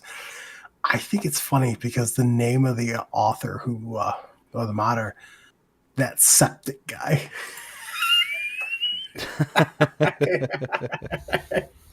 Oh, such a funny name though.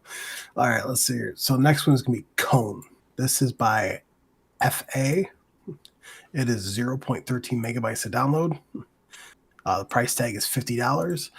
This, I personally think, is fantastic because you can pick these up and move them, but on top of that, it will actually stop traffic. So yeah, for $50 to buy, not even not even close to a megabyte to install. I mean, if you're looking for some kind of decoration, looking for kind of the kind of realism aspect, it's brilliant. It's absolutely brilliant. So, yeah, would definitely recommend this one. Right. The next one is going to, so the next one's going to be an update. So this is the Horizonte Mix Rev series. This is by the SMI modding team. Changelog 1.0.1.0.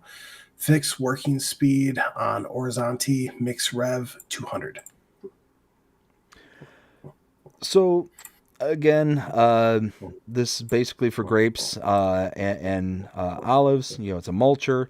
I'm not a big grapes or olives person, you know, especially these kind of vineyard styles. So not something that I would recommend personally, but if you are somebody who likes to work on grapes and olives, then this is definitely going to be something that's going to be good for you. For about 15 megabytes to install, you know, about $7 grand to purchase at its most expensive at 2 meters. You know, it is what it is. Yeah, I just, no opinion really strong in any direction. It's going to be up to the individual. Specifically, going to be up to the individual who likes to do olives and grapes. Especially if you like at SMI modding team stuff where they make phenomenal mods. Oh yeah, and again, everything I'm saying is devoid of the mod itself or the modder themselves. Right. It's it's basically assumed that the mods are good, that they look good, and all that stuff. It's just simply from a utilitarian kind of perspective, especially for console players. Let's see. Our next one is going to be Mixer and Fermenter. This is by Grimlock RRC.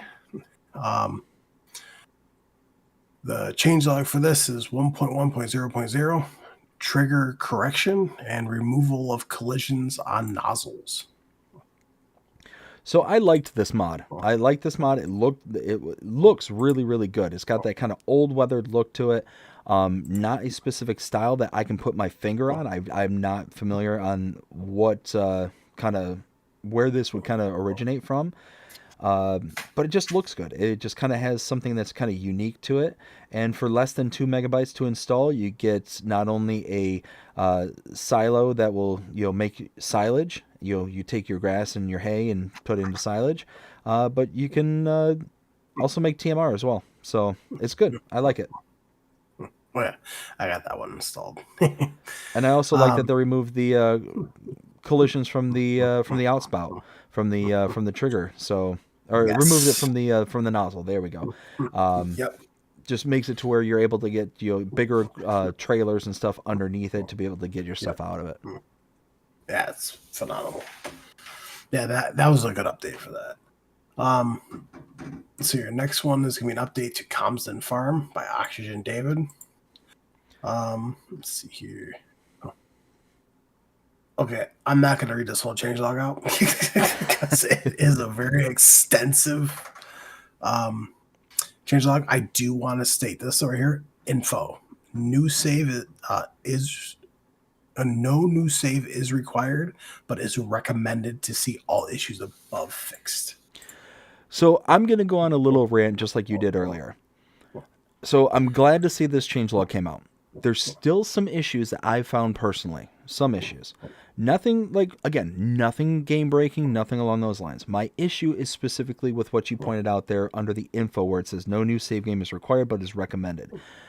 I personally would much rather see a map maker or modder sit there and say yes or no. Right. Don't give me this in between thing. And the reason I say that is because technically it's a yes. Reading this, it's technically a yes. If you want everything that is available with this update, then you have to create a new save game. There is no two way about it. But it's almost like they're trying to split the baby on this one, kind of thing. Right. It's like no, it's either yes to get everything or no, you don't need it. Period. Right.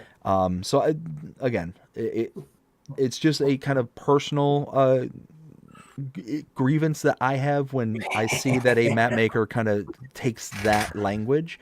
Right.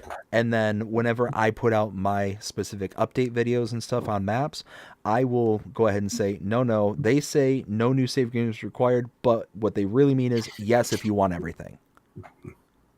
Right. 100%. No, I agree with you. Thomas Collins, hello, how are you doing? I mean, it's fantastic. Came out, which we're going to talk about him later in the news. Gotcha. Benji, how's it going? Says good evening, everyone. Good evening, Benji. Hope you're having a fantastic day so far. So the next one is going to be the Pagigo. I don't know. I'm just going to say APE. That's it is by Miko Modding. This is update. So changelogs me 1.0.0.1 added passenger. I don't know where on earth you add a passenger. Like, in your lap? On the roof. Fix braking on bolt and unrealistic configuration. Oh, hey, there's where the passenger goes. I just went. It's changing through the screenshots, and then all of a sudden you just see him kind of squatting in the bed of the. Yo, multiplayer, we just ride around that thing just. Oh my goodness, that was absolutely priceless. I just so happened to look up at the right time, and there it is, like boom. Right. Uh, I mean, added passenger support to that. I mean, okay, I mean, I don't know why, but and then fix the problem with it. I mean, I personally don't use this mod, so but It's one of those that if this model came out as like part of a base game kind of, or a base map kind of mod, where it was a part of the starting farm and stuff like that, I would use it. I would never purchase this mod or the base game one for my farm builds ever. Even if I was on a mod or a map that would kind of fit into, just because it would be such a limited use kind of vehicle. You know, right. yeah, it's just not one I could really kind of get into. Now, I do like that they kind of changed it around to where it's kind of got that unrealistic version of it. 175 horsepower. I could only imagine 175 horses on that little thing. It's got to scream across the map. See, I think it's funny because everyone I've ever seen play on WillT and BDD, when they first start out with that, the very first thing to do is sell that. Like it's something else. Yep. Let's see here. Hey Benji, What's sounds good. I'll keep an eye out for your message later. Next one is going to be Modern Wooden Shed. This is by Patty. That's her door. It's like a door closed, but it could have been the wind. Changelog 1.0.0.1. Updated to current game version. Added solar panels configuration. Changed textures and small fixes. So I think when this mod first originally came out, and we did the kind of mod review when it was applicable, I think I was kind of meh about this one. Yeah. Kind of in between, didn't have any strong opinions. I'm going to revise that, and actually I'm going to say that I really like this mod. I really like this model. For less than 5 megabytes to install, you've got a gorgeous looking and very unique style shed. This would be almost a showpiece for a farm. Kind of be something that would really kind of stand out. So I actually really like this. This one's grown on me. And for 25 grand, that's not that bad of a price. So right, and then updated to current game version, which is good, but added solar panel configuration so you can earn a little income on it. That's brilliant. Change textures. It definitely looks way better. And then small fixes. Real quick, Gold Gaming. What's going on? It says howdy neighbors. Gold, how's it going, bud? Let's see here. Next page over. Next one. When I saw this, the very first thing that shot through my head was, "Oh, I got a message BDD." So next one is going to be Pelene. This is by MA7 Studios, which to me this is a 5 out of 5 map. Honestly, I mean, has a current rating of 4.5 by 974 people. But the downloadable size is 726.95 megabytes to download. Worth every little bit of it. I mean, it's very extensive. It does require a mod, which we're going to talk about next. But this overall, to me, is a beautiful, fantastic map. So this map was a 5 out of 5 for FS22. This map is a 5 out of 5 for FS25. If this comes out for FS28, it'll be a 5 out of 5 then. This is an absolutely brilliant map. The general layout of it is very nice. It's very kind of well organized. It makes it feel larger than what it really is. It being just a standard 2x map, the kind of road configurations and stuff like that, you kind of have a road that for the most part just goes around the entirety of the map, but it just really makes it feel larger than what it really is. The layout of the fields, the terrain, the undulation, the color palette, everything about this map is absolutely top notch. MA7 Studios, I wasn't expecting this to come out when it did, but I'm so glad it is out. the changes that were made between 22 to 25, some of the things that I noticed is the main starting farm, the production point that is there. You had the dairy. In 22, you had things like you could make mustard out of actual mustard, the plant. You would make like deli mustard, like the old stone ground mustard. There for the production points. That's one thing that was different. That's not a part of the 25 version, which is fine. In my opinion, that's totally fine. I mean, at the end of the day, this is an absolutely beautiful map, and MA7 Studios did a fantastic job. And the fact that we have it so early on, because we got it so late in 22, Right. I'm stoked. I'm absolutely like ecstatic that it's already out and it's going to have a good long shelf life for it. Three things. First thing is WillTGaming says it definitely is 5 out of 5. Absolutely. Number two, I personally think it looks way better in 25 than it did 22. And also number three, chat, pay attention, because on Friday, I mean, people are going to be coming in and out, but after I get back from the movies, so that's probably going to be about like 8 o'clock-ish, well, 8, 9 o'clock, I'm going to be streaming for hours, and we're going to be on this map. So Nice. So here, next one is going to be Pelene Buildings Pack. This is by MI7 Studios. It is 65.34 megabytes to download. It is a big megabyte storage, but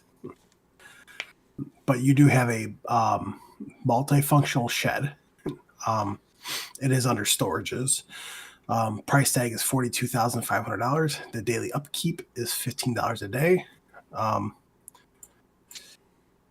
There's a woodshed, which is $32,000. Daily upkeep, $15 a day.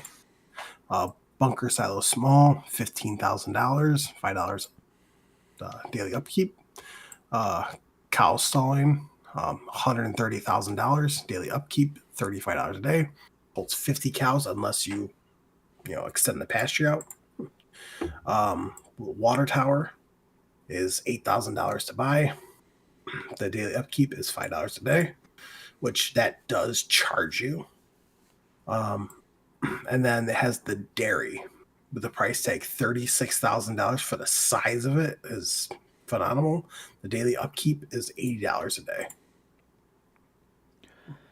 So I know earlier in this show, I was kind of complaining about the packs and stuff like that.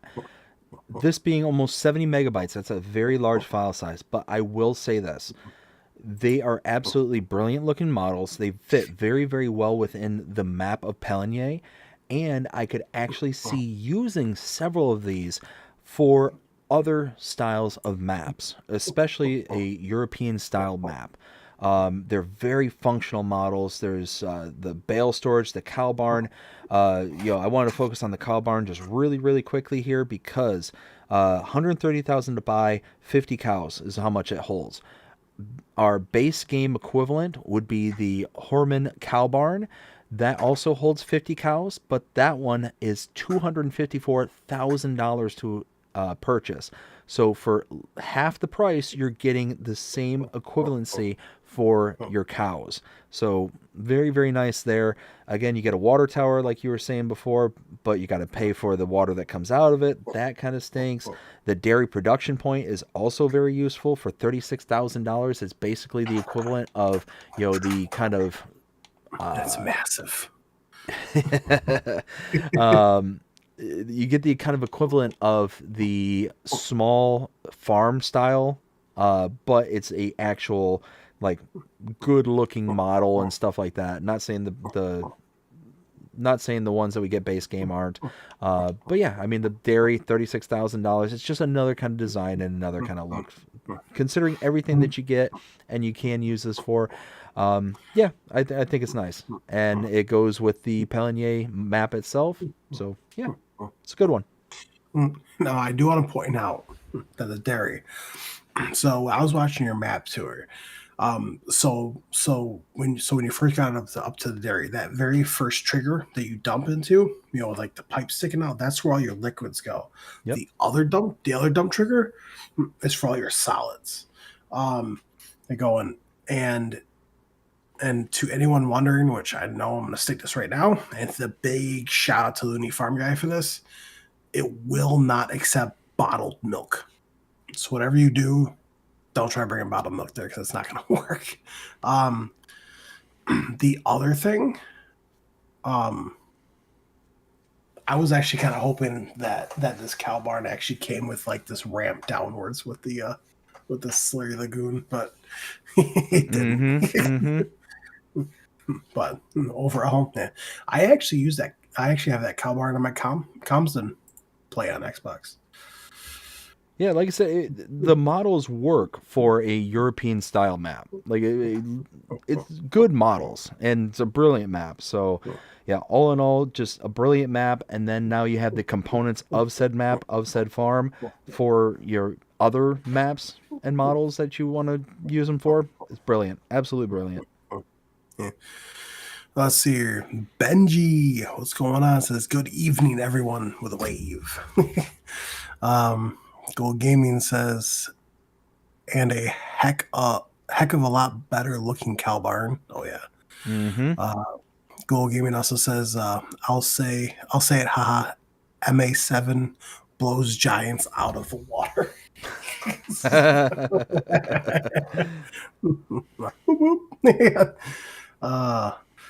Let's see here.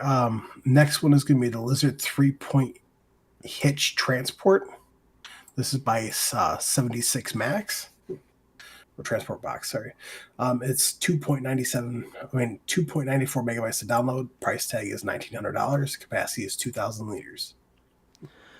So basically, copy and paste exactly what I said about the previous 3-point attachment tool that we discussed earlier for this one. It's a nice little model. It's a nice, different way of doing things. It has a storage capacity, unlike the last one, for less than 3 megabytes and less than $2,000. You can have a kind of different mechanism. And if you have a small yard, such as Pelligny, especially if you're trying to get to your chickens or something like that, this is going to be a good one to have around, because you'll be able to dump into your chicken coop without having to really kind of, compromise on the tools that you want to use as well. I had to come up with some very creative solutions when it came to Pelligny, specifically around that chicken coop. So this is, I wish that I would have thought of something like this when I was playing the series on 22. Yeah, right. Let's see here. Next one is going to be the screw conveyor. This is by Peisel. This is 4.61 megabytes to download. The price tag for the 5 meter is for the 5 meter is $2,000. For the 6.5 meters, $2,500. So, and for the charging hopper, $450. So less than 5 megabytes. If you're looking for something that is basically something that'll work similarly as a belt system in game, such as the I don't know. I'm looking for. You'd almost have to use a combination of the Lizard S710 as well as the Grimmy TC. The Grimmy SL 8022 Quantum to kind of get something equivalent to this, because the base game Grimmy will not pick up off the floor. They do make a mod that's the same model as that one, but it will actually pick up off the ground. But again, going with base game stuff, you're talking those two components are over $40,000. This is at its most expensive, $2,500. So right. Now it's limited in range, it's limited in size and all that stuff, but for less than 5 megabytes and less than $3,000, yeah, I would absolutely install this. Let's see here. Next one is going to be the Harrows. This is by Puzzcat. This is 7.54 megabytes to download. Price tag is $550 to $800. Max working speed is 15 kilometers per hour. Required horsepower is 22 to 31 horsepower. And the working width is 3 meters to 5 meters. So looking at our kind of equivalent 3-meter cultivator, because that's basically the price, and it goes up to $800 for the 5-meter. Starting out at the 3-meter, though, the closest comparable is the Nooch, not whatever that word is, Eco Cultivator 300. Yes, this is a running joke. Enjoy it. Yeah. 16,000 for base game. This is $550. $550. That's significantly cheaper for the same working width and the same kind of thing. It's a cultivator. This is a cultivator. Brilliant. Absolutely brilliant. Let's go up to 5 meters. Is the Lemken Schmarg 9500K. That's 24,500 liters. That's $800. Less than $1,000 for either one of them. So you're talking a significant cost savings if you're looking for something for a starting farm, and it just looks brilliant. I mean, you just look at it and it just looks simple and very utilitarian. It has a purpose. I absolutely love this model, and for less than 8 megabytes to install, absolutely all day, all night, install this one, especially if you're looking for something to kind of start your farm out with. Right.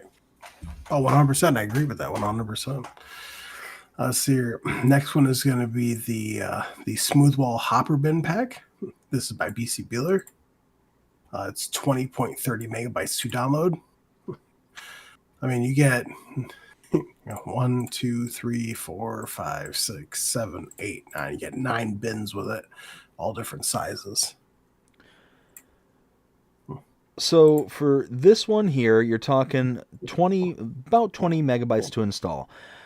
All in all, if this is a style of silo that you are enjoying, the ones where you need like why am I slipping on the word? The conveyor belts in order to take out and put in, then this is a pack for you. I mean, it's really, really nice. You get all sorts of different styles and not styles, but capacities. And for less than $50,000 for each and every one of these, that's actually not that bad. Right. If I understand these correctly, I think they're pretty much single use. Like you can put one crop type in at a time. Correct. So it's one of those. It's a very ultra realistic style of silo, and if that's the kind of style that you like doing, then it's brilliant. It's absolutely brilliant. It also comes with a few additional storage types that it will put into it, such as the rices, the seeds, the fertilizers, and limes. That's really cool as well. Yeah, all in all, I like it. It's not the kind of model that I personally use because I don't tend to use these style of silos, but it's nice. If it's something that you like, install it. Right. Well, besides that too, there's also a really neat feature on here too, which I mean, it doesn't really do anything. It's more for like realistic role play, but it does have a blower you can turn on and off. Yes. So, Gold Gaming, how's it going? Says sharing the love. Appreciate it, Gold Gaming. Hope you're having a fantastic day so far. And auger is the word that I was looking for. Thank you. Let's see here. Next one is going to be Bale Storage Pack. This is by Mad Dog Design. It is 84.53 megabytes to download, and these are storages. Now, I think these are just for bales only. I don't know if you can actually put pallets in here. But your daily maintenance is $150 a day. Your small shelter, okay, so it's a bale only. Oh no, pallets and bales. Okay, so 250 bales and pallets for $57,500, and the large shelter is 550 bales or pallets for $77,500. Now, I don't know about you, but I would rather spend, what was it, $175,000, $150,000 for the 2,000 bale storage. So I'm right there with you. This mod looks good, and I can see where the file size comes from. This is a hard no, a absolute hard no. Almost 90 megabytes to install this. That is the size of a map for forestry work. That is absolutely all day and all night for a forestry map. So the fact that it's tied into one specific model, hard no right from the start. And like you said, we discussed the one where it's over 2,000 bales and pallets right off the jump for 170,000, and you're essentially, even if you take the large capacity here, let's go 500. Let's just say it only holds 500, just for ease of math. You need to buy Yeah. 4 of these to get the equivalent storage capacities to that one earlier. So You still have to spend more. yeah, so you're spending infinitely more. You're getting a much higher megabyte size. I mean, it's just, to me, not worth it. I would much rather just get the one we discussed earlier. And the one that we discussed earlier is a much larger model, and it allows you to be able to store things inside of it, like your equipment as well. So it's just to me, a more multifunctional style of storage rather than this one. But again, Now, I do it's a wanna- brilliant looking mod. It looks really good. Now, where the megabyte storage just comes in, I find it absolutely ridiculous, is that there's 8 different buildings. They're the exact same thing, just different design, just different colors. Yeah. So, let's see here. Next one is going to be the Big Bag Tank. This is by Peisel. This is 14.10 megabytes to download, and it just like for, I mean, so you got seed storage, lime, fertilizer. You got herbicide, liquid fertilizer, and store tank for everything. Capacity for the everything, let's just say, is 40,000 liters for $500.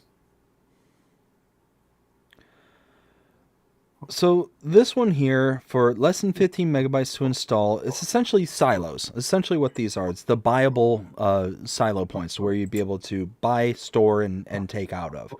I like it. I honestly really do like this. For less than 15 megabytes, you can kind of place these around your farm and be able to kind of mock store your stuff without having a whole bunch of pallets and stuff kind of spread out all over the place. Which is nice. Now, I don't know if it's one that you can actually put back into, like an actual silo, or if it's only you can put into it using the buy point, and then, you it's like one directional. I don't know if it's 2 directional or 1 directional. If it's 2 directional, it's brilliant, and absolutely love it. So it's more like a silo. If it's 1 directional, it's less optimal, but still, I do like it. Yeah, I would recommend this one. Next one is going to be System Hall. This is by user 555. The downloadable size is 17.58 megabytes.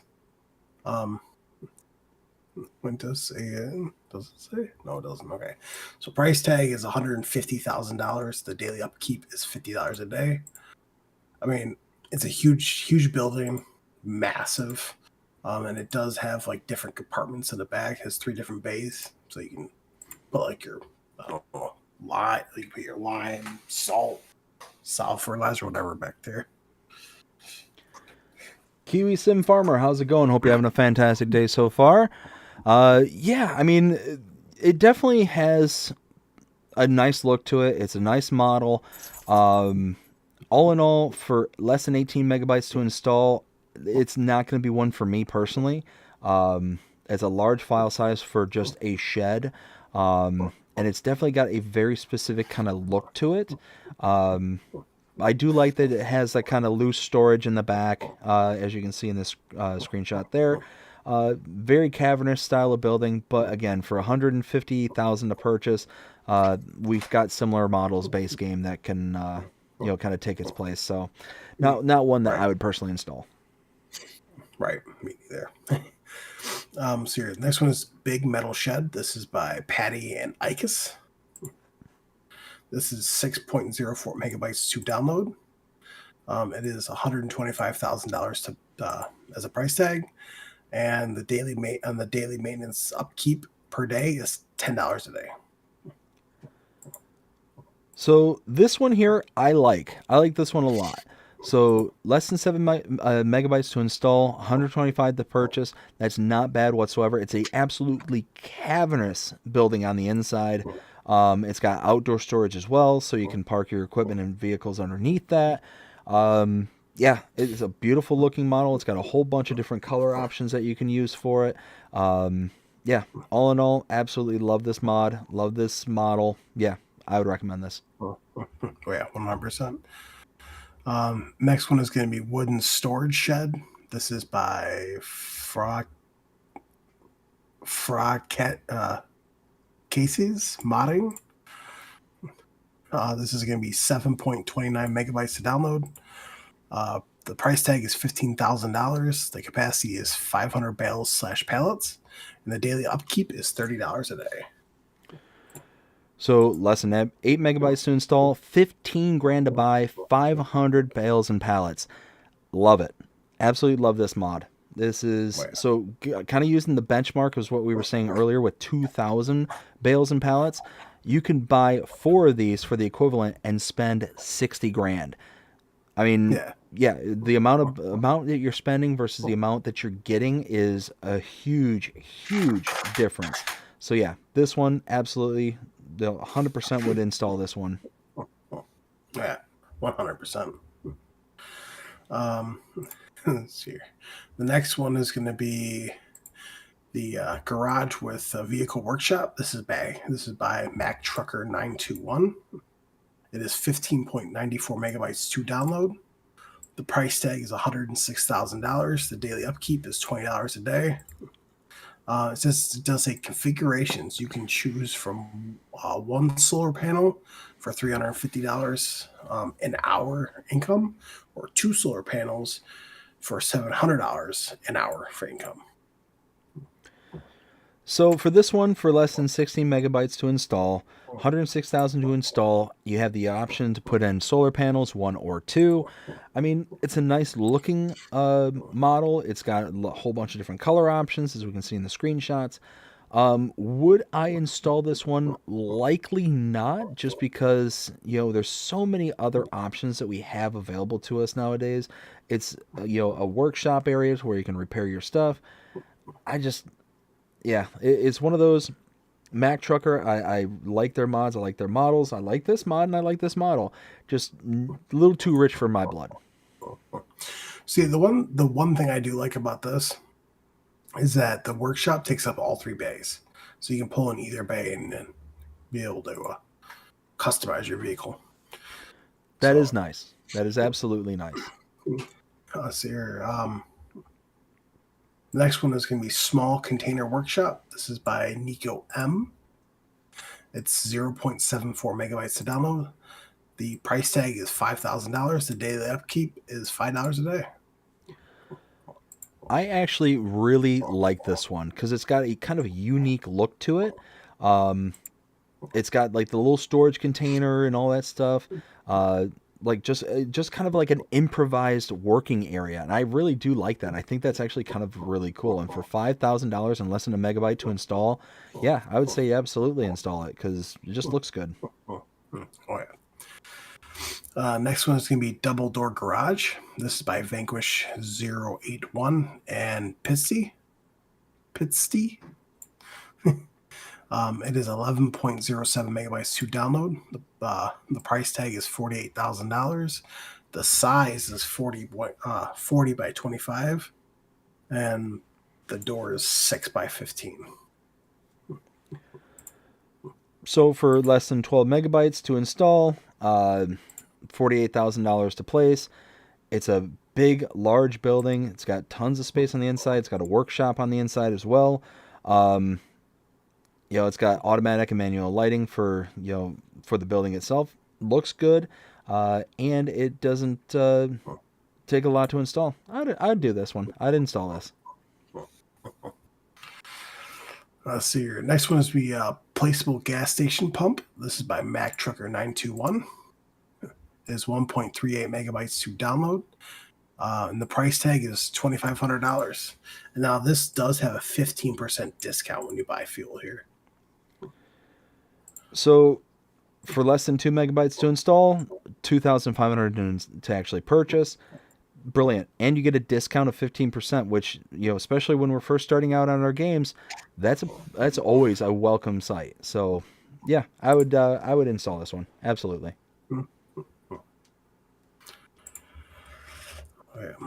Now the next one, I like this next one. So this is an update. This is to the multi-fruit buying station. This is by 82 Studio. This is changelog 1.1.0.1. Fixed the daily upkeep value and added a multi-purpose station with buying bulk area, buying pallet area, and selling good area. So absolutely love this mod. I don't get to use it that often unless I'm kind of working on things in the background. But again, for less than 4 megabytes to install, there's, I think, 3 separate buy points that is available with this. And the fact that they added a model that will allow you to buy your palleted goods with this as well just makes it super utilitarian. It makes it to where you're able to kind of just purchase everything as a one-stop shop, not just loose stuff and whatnot. And you can see here on this screenshot, you have your multi-fruit buying station right there in the front where the kind of outspout is. The purchase point for your pallets is often the backside right over here, and then they'll be able to sell stuff as well. So they spawn off to the left side that you can actually sell things at the right side as well. So it's not only just a buy point, but it's also a sell point as well. So very much like that this is a very kind of all-in-one package now, rather than just a buy point for loose product. Right. I was going to knock that over. Oops. Let's see. All right. All right. And we're see. 210. Did we not get anything for that? Let's see here. So, well, the only other final mod that we got was an update. Was guaranteed crop prices just by Stir Simulations. Now this did come out for consoles. It was a new mod for consoles, and now it got an update. It says new release to improve compatibility with similar mods. Previous versions should be uninstalled. So basically, if you install this, that's basically an update. But when you install this, make sure you go back in, find the other one. So the other one will not have any pictures on it at all. You delete that one. So that's basically about it. So with this one here, this is going to be down to the individual who's playing the game. Me personally, I'm not a huge fan of this one because what it basically does is it flatlines the price and makes it to where you're basically around the high point every single product that's available in game. I like the variances that you can have throughout the season. So if you're playing with seasons, it just doesn't make sense to me to have this one installed. If this is something up your alley, then great. If you're not looking for that kind of variability within your selling of your game, then hey, more power to you. But for me personally, I like having that variance, having the high points, having the low points, and kind of working in the strategies of when to sell, when not to sell, and kind of going from there. So this one is not necessarily for me, but I can certainly understand those who do like this one. And that is it for the mods. We definitely got through that a lot faster. I thought we were going to. Right? So next on is news. There wasn't a whole lot of news. There was a decent amount, but not like an overwhelming amount. So the first one I shared 4 hours ago is by Ross and Mods. Their JCB TM420S is on its way to FS25. It has a complete overhaul and is internal testing underway. And which one were you looking at? I'm sorry. That's one from Ross and Mods. It's the it's one I shared 4 hours ago. It's not a wheel loader. I mean, it's more of like a front loader. Probably telehandler. I don't know what they would put on her. Yeah, it looks like a telehandler. Just a articulating telehandler.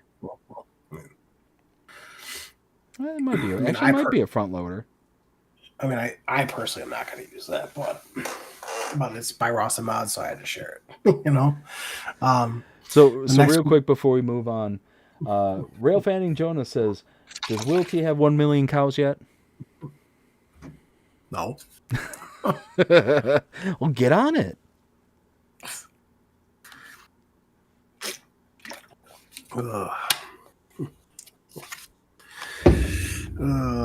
Let's see here. Next is going to be from Icus. I shared this 4 hours ago. This is a closer look at his new shop. This is coming to all platforms. I love the look of this building. Because it has like the one, like it has like the one part that comes out to the side with the one door, and then you can go into like the big area. Now this big area with the big old door that opens up,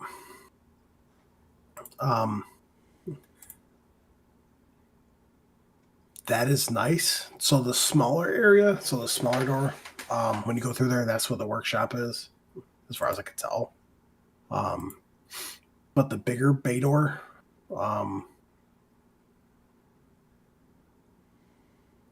when you no, maybe I'm wrong on this. Well, no, I don't think so. Yeah, because maybe I am. I don't know, but either way, you can go in there. This will have a built-in pallet storage for 70 pallets. So and this one I'm genuinely looking forward to. Not only is it a very unique style, but it has a built-in repair trigger, which is nice. But the bail-in pallet storage the pallet storage that's a part of it. You can see it here on this screenshot right here, all the way tucked in the back. You see the kind of markers, the inputs and outputs right over there. It's brilliant. It's like a very, very nice looking model. I love the kind of trusses that are on the top there. It just makes it feel like open, expansive, and yeah, it's going to be a very, what's the word I'm looking for? Very useful model. Very useful mod. Like the way I would put it is a must-have shed. Yep. Yo, pretty soon, because the amount of sheds that he's coming out with, I mean, you could build your whole farm just out of his sheds. Oh yeah, yeah. It's ridiculous on how much stuff that individual modders, especially like Icus here, is putting out. I mean, there's I forget the modder that we were talking about earlier that has like a bajillion different mods already out. I'm trying to remember who it was. Anyways, not important.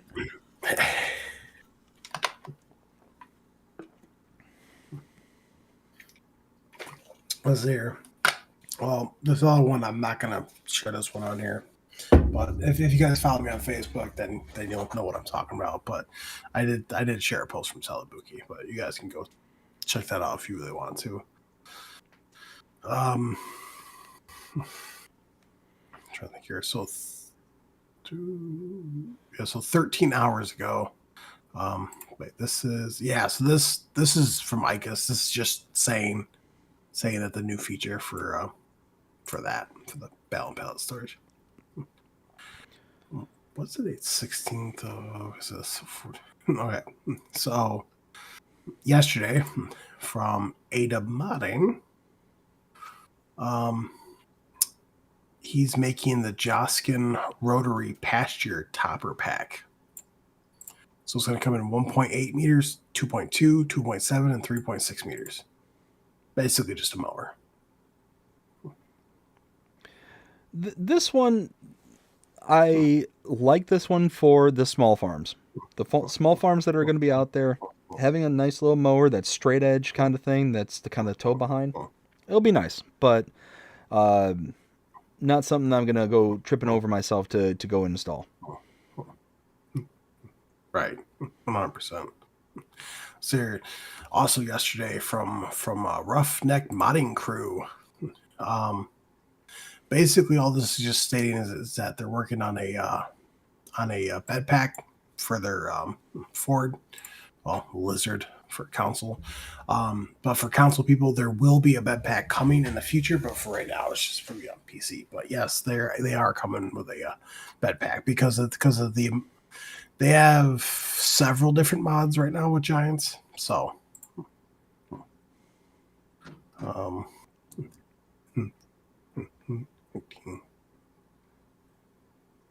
so now I can go back to the 14th now. I hate that it's all out of order. Yeah, right. Let's see, it's 14th. So this is from Star Spangled Mods. So this is he's basically just updating on the map. Got the dirt roads and field entrances all set up. Farmlands are complete. There's 73 farmlands count. More to come. So this one, I'm really looking forward to seeing how this all turns out.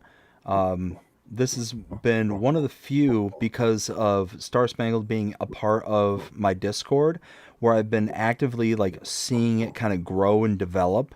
So I'm very interested in how this is going to turn out. But every screenshot that I see and seeing how it's just kind of, developing and going along, it's looking really, really good. So, here's hoping that it's going to be an absolutely brilliant map, and it's going to be something that a lot of us are going to want to play on. 100%. I'm excited. I'm really excited for that. Next one. This is a big news we're talking about here now. So this is from Giant Software. Welcome to Fact Sheet Friday. Which I will get onto that here in a minute. So now we're moving on to the 13th. Is this just so this is just talking about the shed that we just talked about.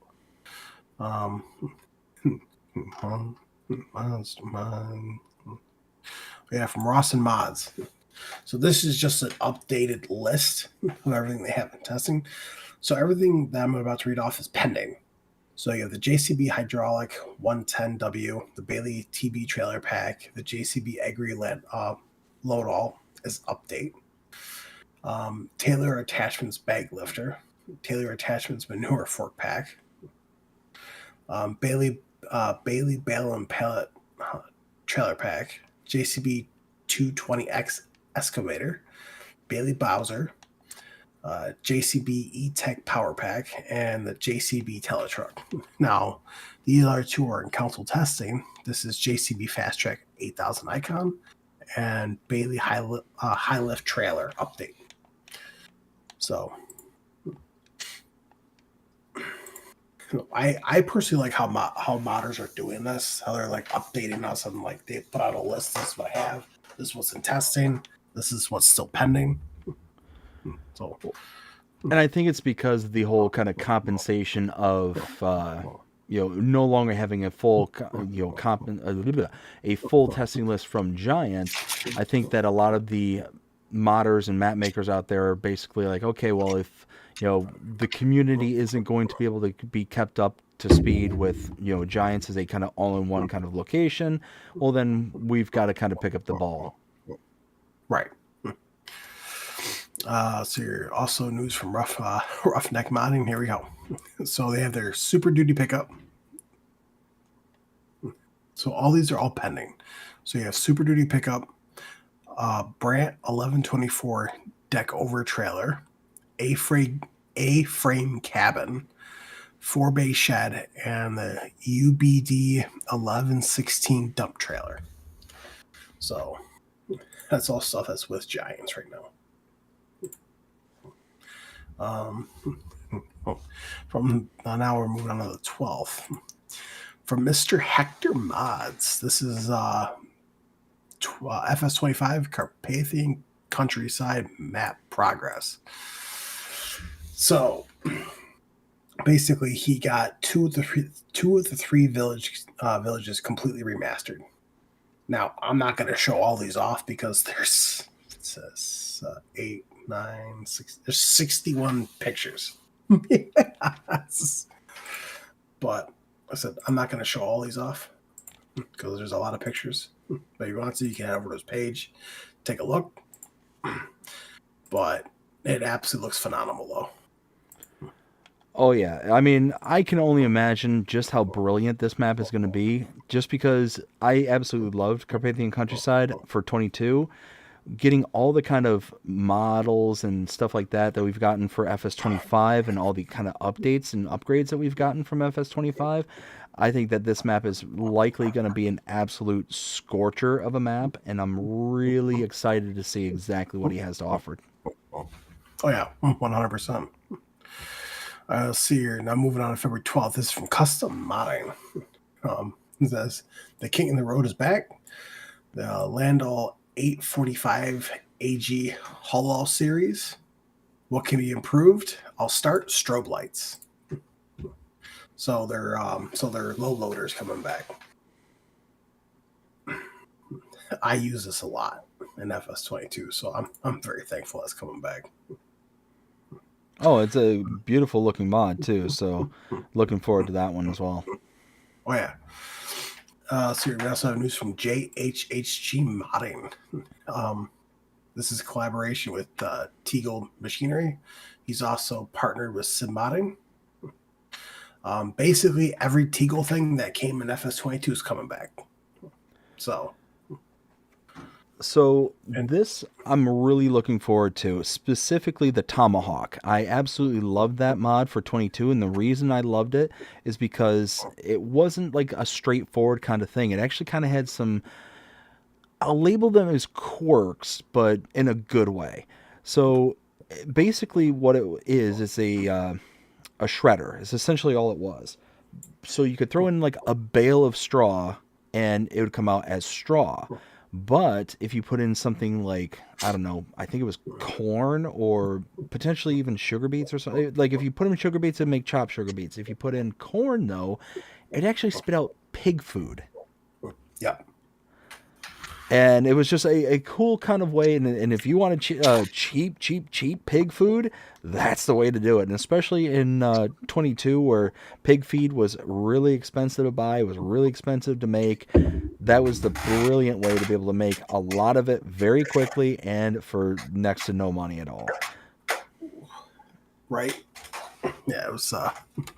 That one you were talking about, that's probably the one thing I'm excited for coming from that pack. From Sid Modding, he was just basically announcing it as well. Now we're moving on the 11th. So we got news from Celebuki. Elma update. I am very excited for this map. Can't wait. Mm-hmm. The train system is set up and ready, as well as the corn dryer and grain mill.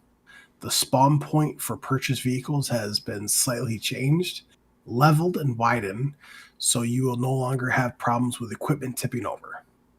We are so close.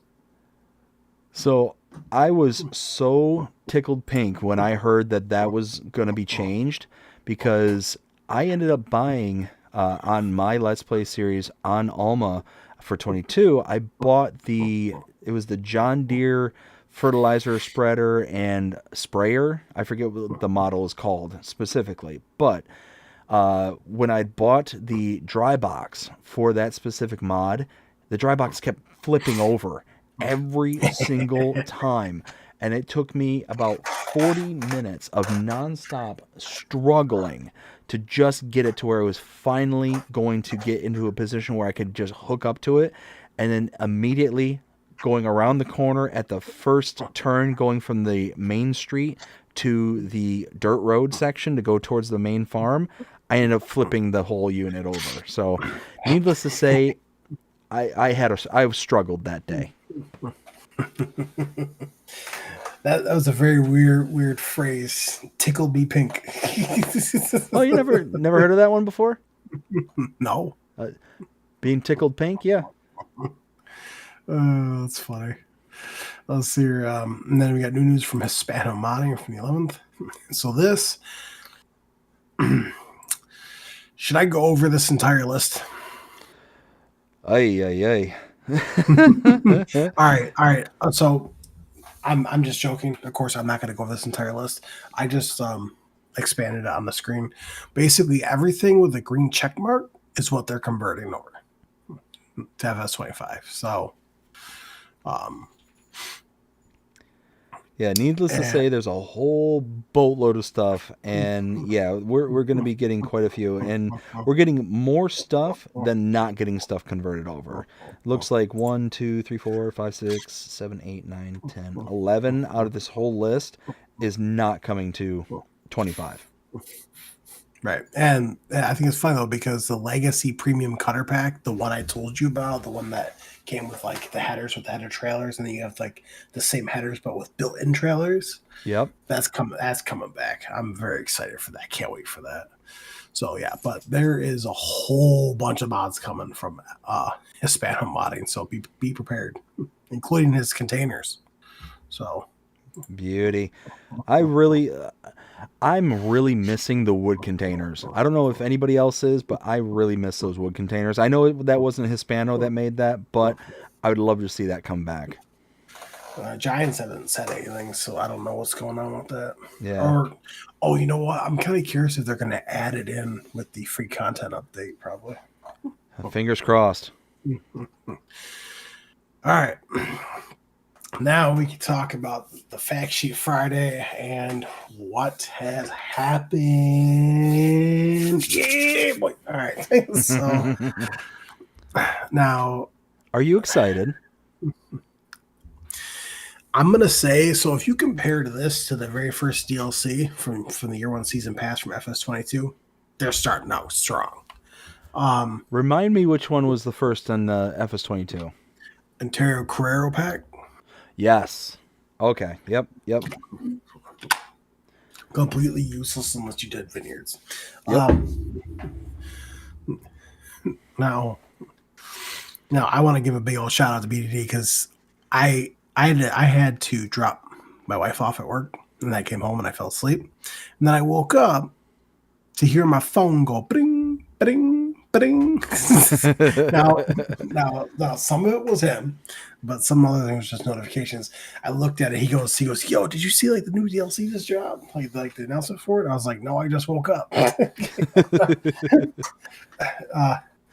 And then he tried to steal my title, and I said no.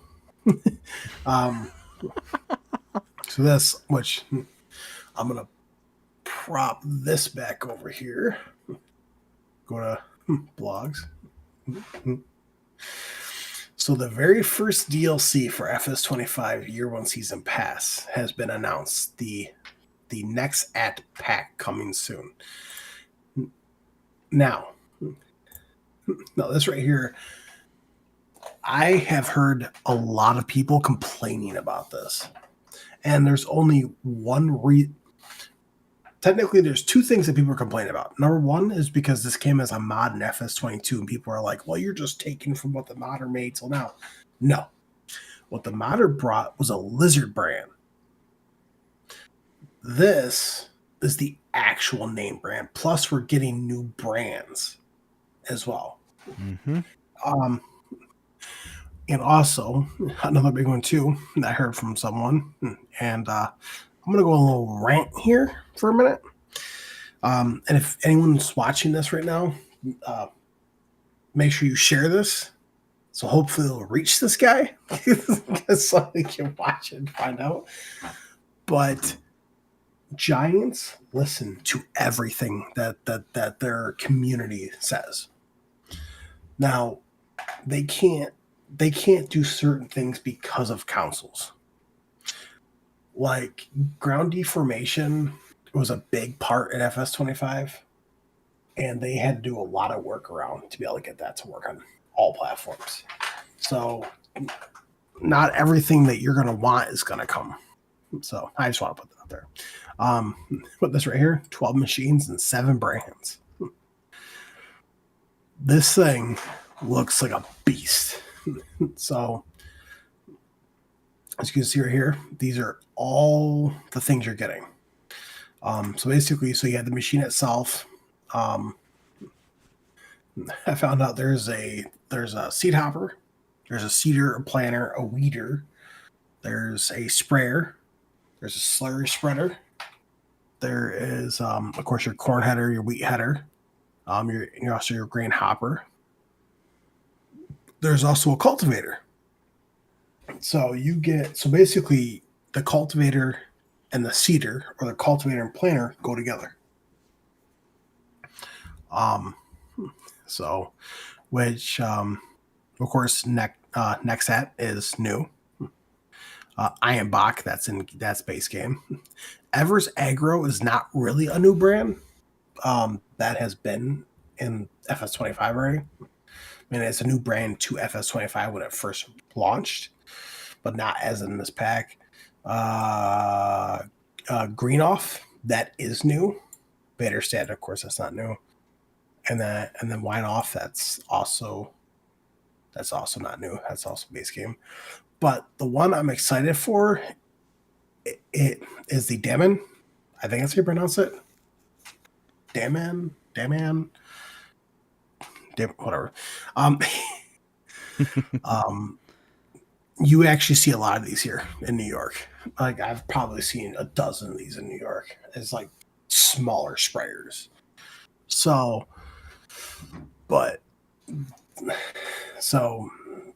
and I know I keep saying this, but I called it. I specifically stated that I think the very first DLC is going to be something very close related to the mod that we had in FS22. For that. So I did call that.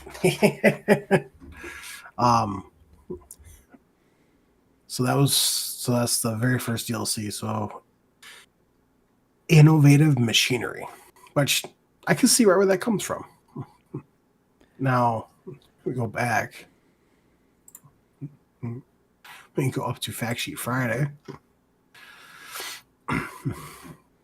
So I'm going to go ahead and load this up right here. So the Nexat carrier vehicle has 1,100 horsepower, which is insane. It has a variable CVT transmission. The fuel is 1,700 liters of fuel, so you're going to be out in the field for a while.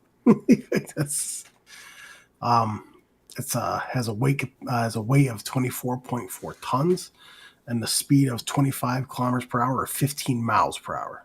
Which, yes, is slow, but if you see the size of it, it makes sense. Now, in real life, they do have an option for tracks. So I'm kind of curious if we're going to get that option or not. And then for the SFP 22056 Profi class sprayer, this is by Daman. I think that's how you pronounce it. I could be wrong. The capacity is 22,000 liters of your liquid fertilizer or herbicide. The weight is 11.6 tons. The width is 56 meters.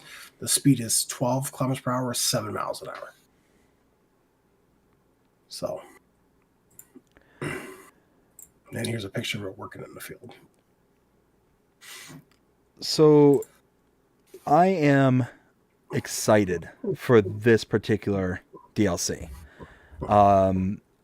I really liked the concept of this back in 22. I really liked it.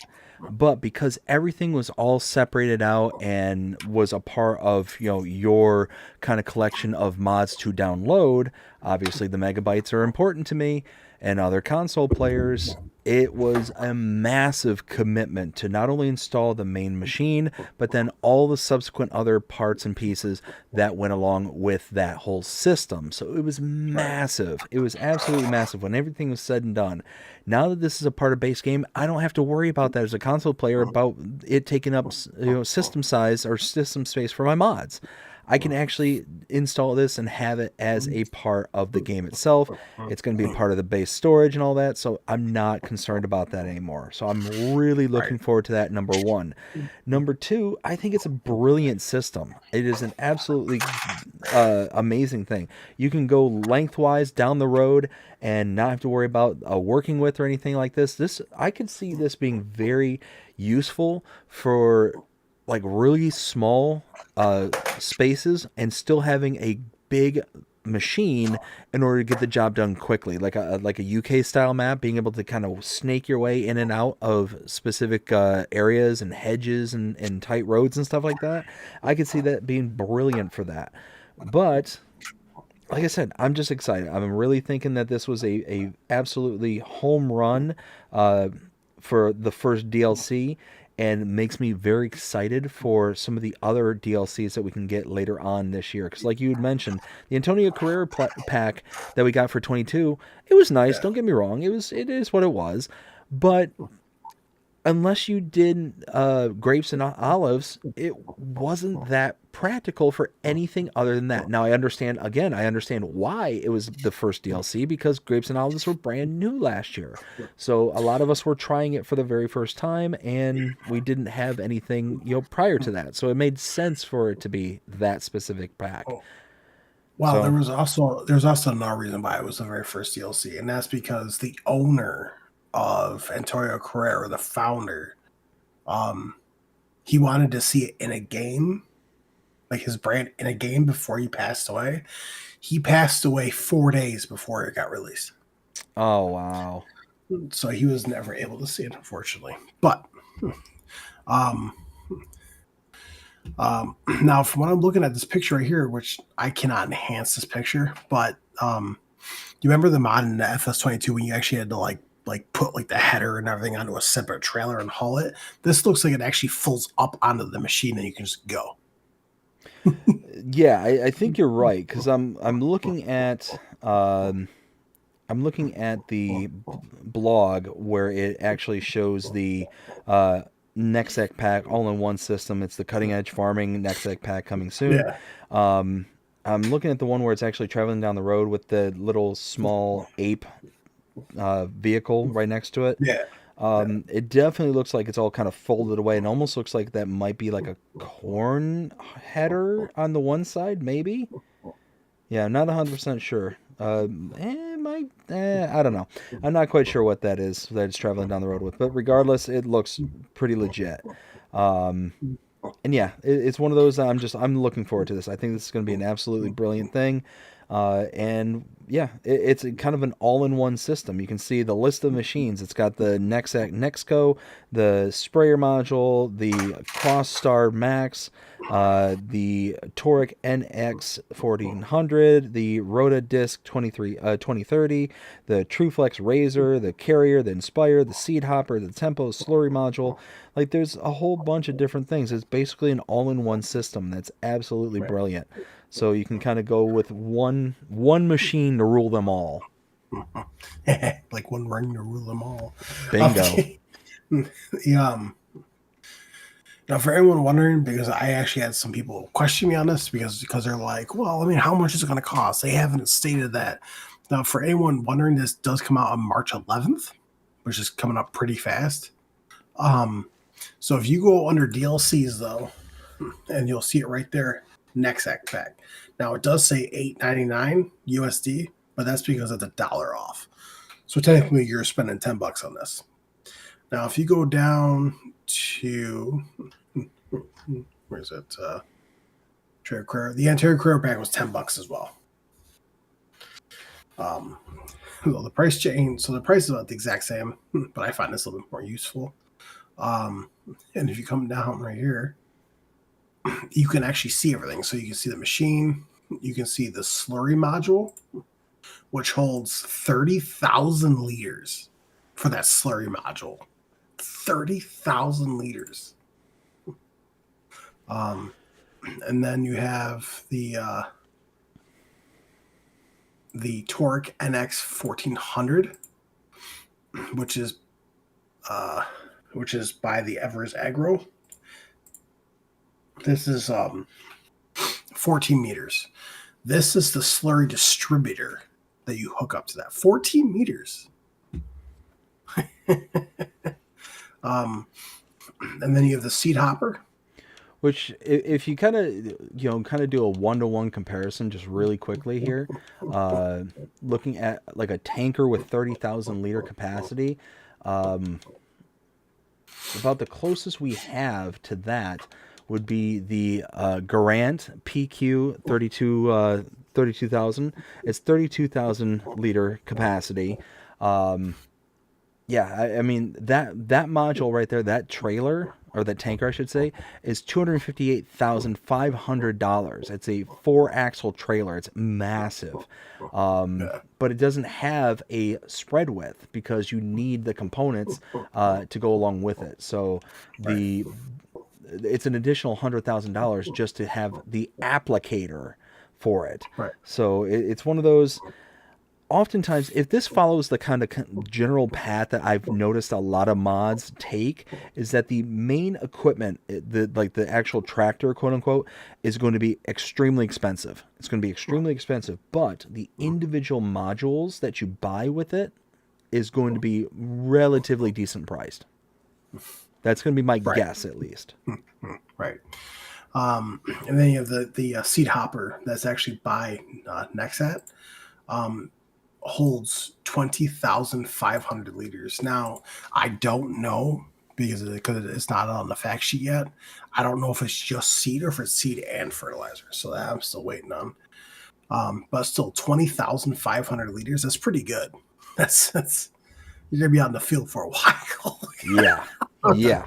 And then right here, so I don't know. Okay, that's like a pump. So one of these is a cultivator. One of these is a seeder. One of these is a planter. So you have the Carrier NX, which is 14 meters. I think that's the cultivator, I think. And then you have the Inspire NX, which is 13.5. And then you have the Tempo NX 27, which is 13.5. Yeah, so you have the 14 meter working with for a cultivator. And then you have 13.5 for a seeder and 13.5 meters for a planter. That's pretty good. Mm-hmm. And then you have the Chopstar Max by Ironbach, which is a weeder. That's 13.5 meters. And then, of course, you have the sprayer, which we already talked about. The sprayer, I found out in real life, can go up to 70 meters. 70 Holy meters. smokes. So, and then you have now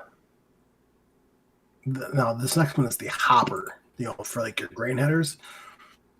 32,500 liters. That's good storage capacity. Oh yeah, and then you have the Extreme Flex Razor 50 foot. This is like your specific grain headers, like your wheat, barley, stuff like that. 15.2 meters. That's about as big as like the base game John Deere. Mm-hmm. And then you have the Patriot Rotodisc 2030 B, which is the corn header, 15.2 meters. So I can see a lot of people using this on like Elmo, Missouri. Oh yeah. Yeah.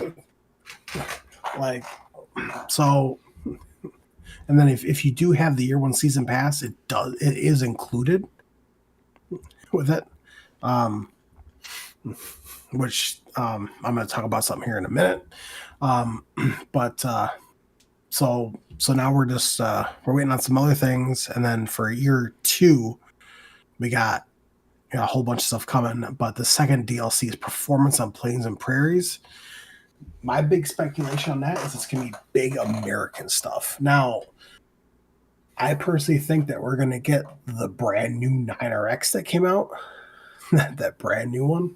And I think that we're going to get a new John Deere sprayer that came out. The only reason why I think that is because someone spotted Giant Software near a John Deere sprayer, like a newer version, with like these white ball things, which are basically 3D scanners. Okay. So I personally think that's what that's going to be. But that's coming in. I can That's see going to that. come in So- the second quarter.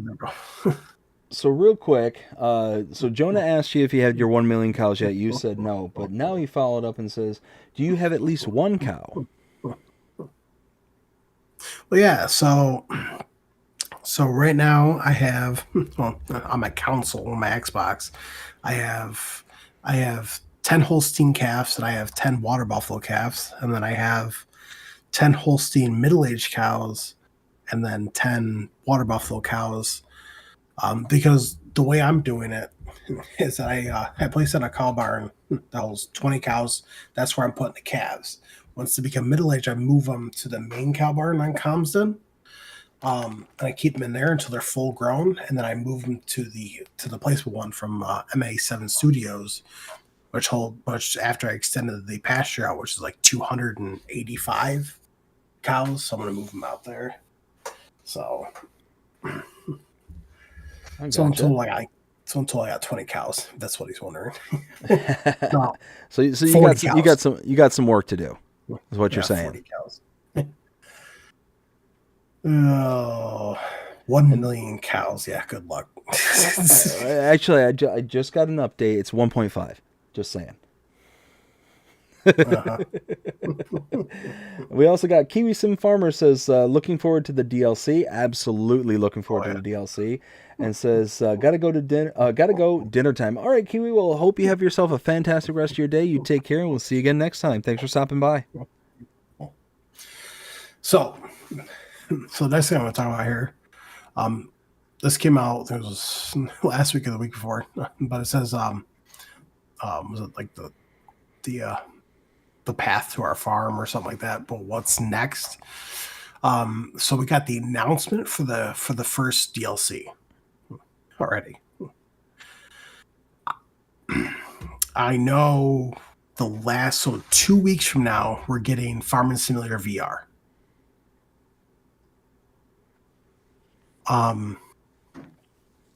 I think this week, no, hear me on this. I think this week we're going to get Silver Run Forest. I think we're going to get that this week. With some other mods from Giants. And then because the DLC comes out March 11th, which if I look at my calendar here, so that leaves 1 whole week. I think in that first week is when we're going to get the patch 1.6 with the free content update. So do you want to hear my conspiracy theory that I literally just came up with it just now? So remember how I was saying that I'm disappointed that we don't have the containers for the wood? Yeah. That was something that came out with the Platinum Edition, which was Silver Run Forest, the map. Oh, I wonder if it's going to come with it. I guess we'll find out. Because that's what I think. Because if you think about it, so it always starts with the announcement for the first DLC, and we know technically now next week Friday is when the Farming Center VR gets released. So I think we're gonna get Silver Run Forest this week. Probably on Tuesday, if I take a look. Yes. And then next week we have Farm Sim VR get released. Then the following week we have patch 1.6 come out with the free content update.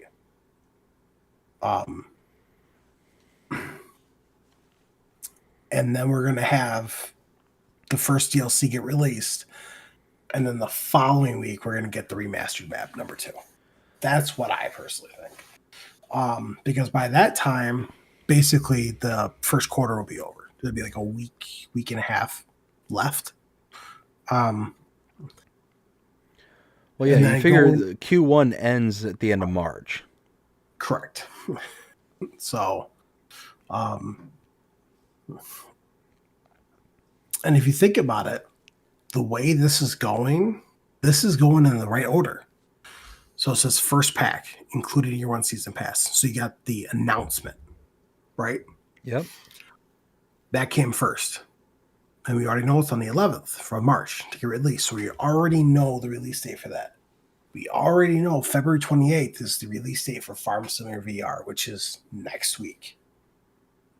The patch, so patch 1.6 comes the week before the DLC drops. So that's why I think this week we're going to see Silver Run. And then next week is the Farm Simulator VR. Then the following week which is technically the first week in March, we're going to see patch 1.6 with the free content update. And then the week after is the release of the first DLC. Then the following week is when we're going to get the other remastered map, number 2. Now, if my conspiracy theory is right on that, yeah, we'll have 1 week left. 1 week left in March at that point.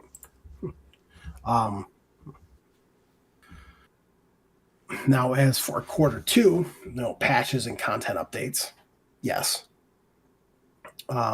Precision farming, which I know a lot of people are excited for, including me, plus the second pack announcement and release, and exciting announcement. So what I think the way it's going to be is, because the second quarter is going to run from April to June.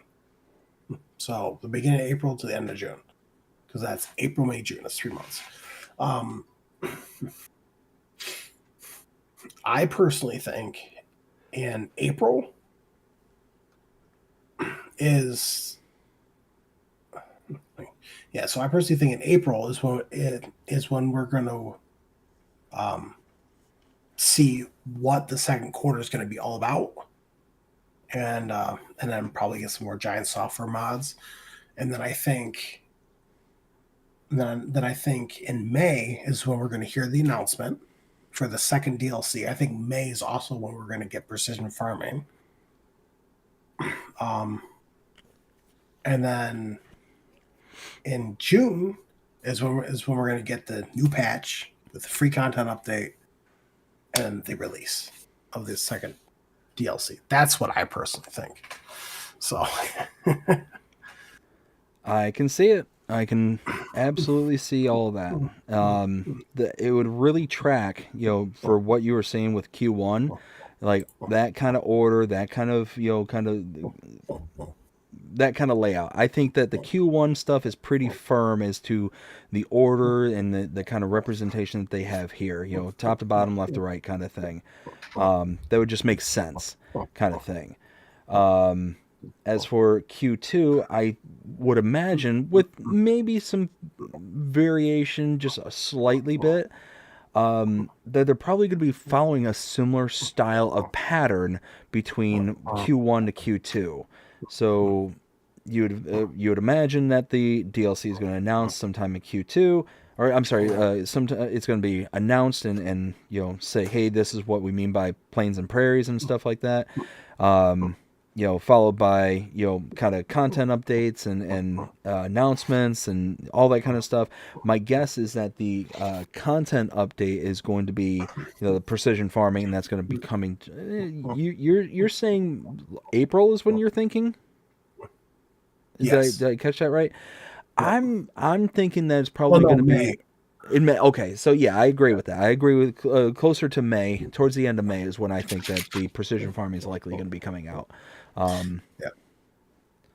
So yeah, now, I think. Now, I personally think that Giant Software are probably going to release precision farming again for free, as what they have. My big thing, though, is I don't know, because originally for FS22, they actually were originally going to make people pay for it. But I guess that they decided just to put it out for free. Now, if they add the stuff in that I've been hearing from several different people, they might make people pay for it. Might. Like I said, I don't know. So we won't know until we get more news on it.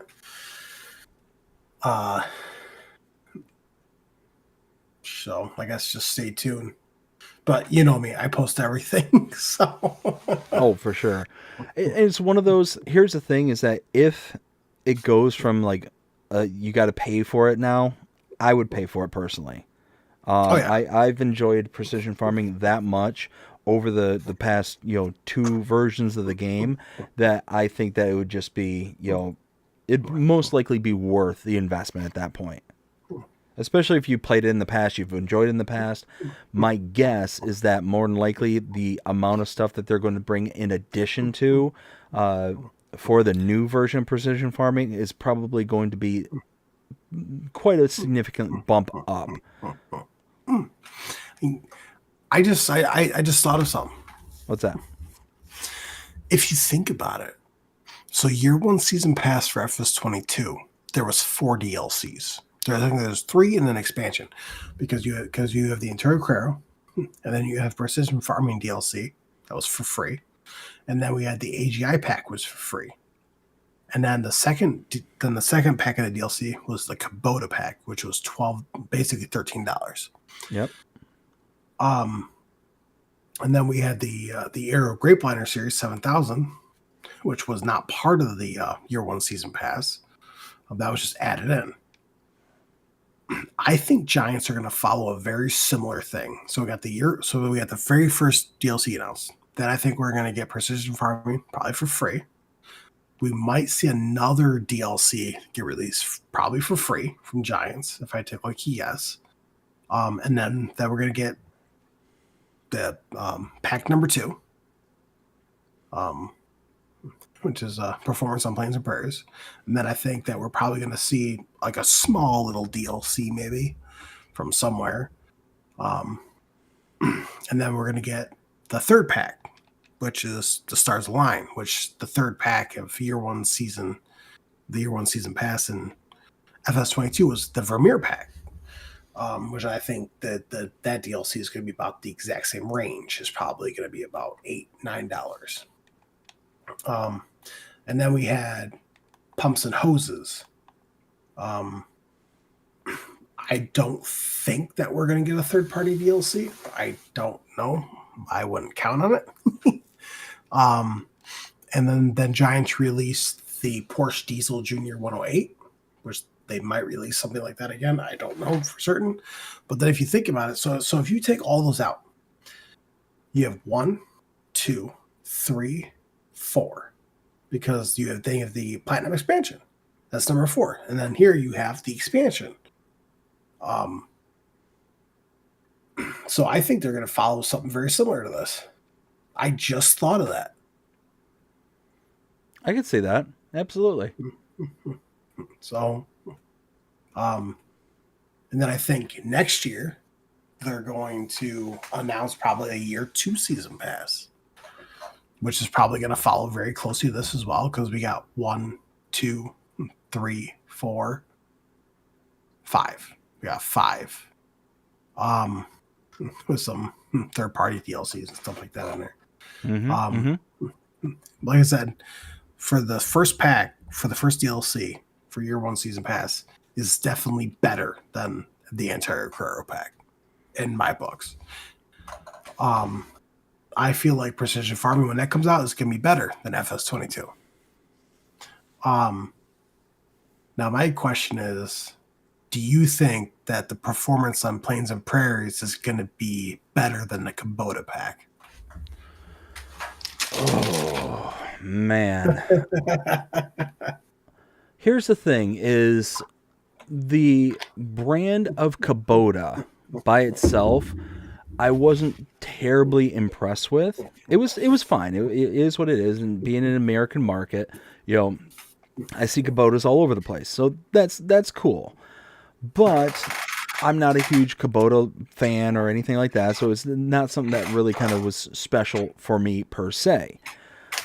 All that to say, what really kind of set the Kubota pack apart from everything else besides the equipment was the multiplayer seating in the sets of equipment. That was really, really cool if you're a multiplayer person, if you're playing on multiplayer. Right.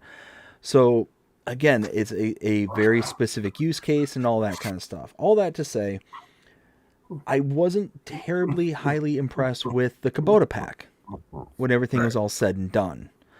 So, as long as they don't go down the whole Antonio Carrera route and make it to where it's a very niche kind of thing, such as, oh, hey, we've got all this new crops in the rice and in the spinach and peas and all that stuff.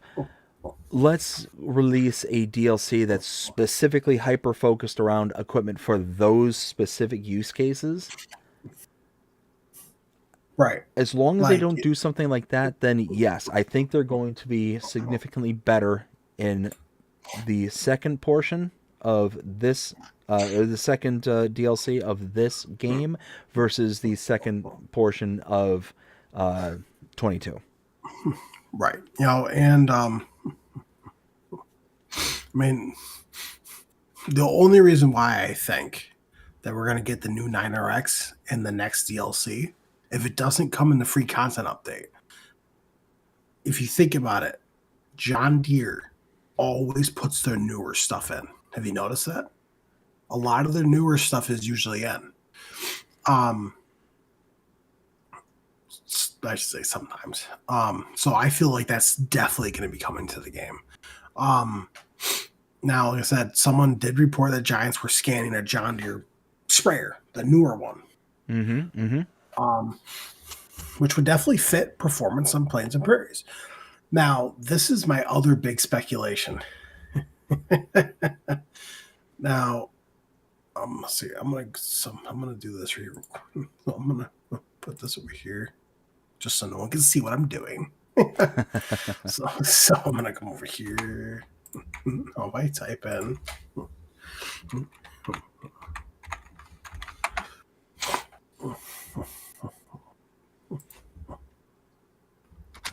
Let's see. Now,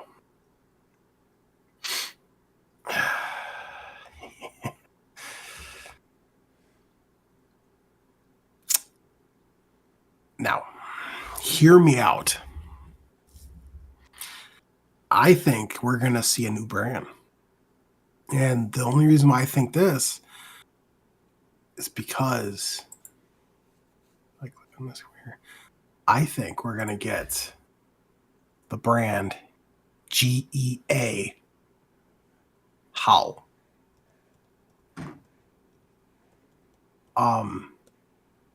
The only reason why I think that is because these type of slurry spreaders and pumps you put inside of slurry lagoons and stuff like that.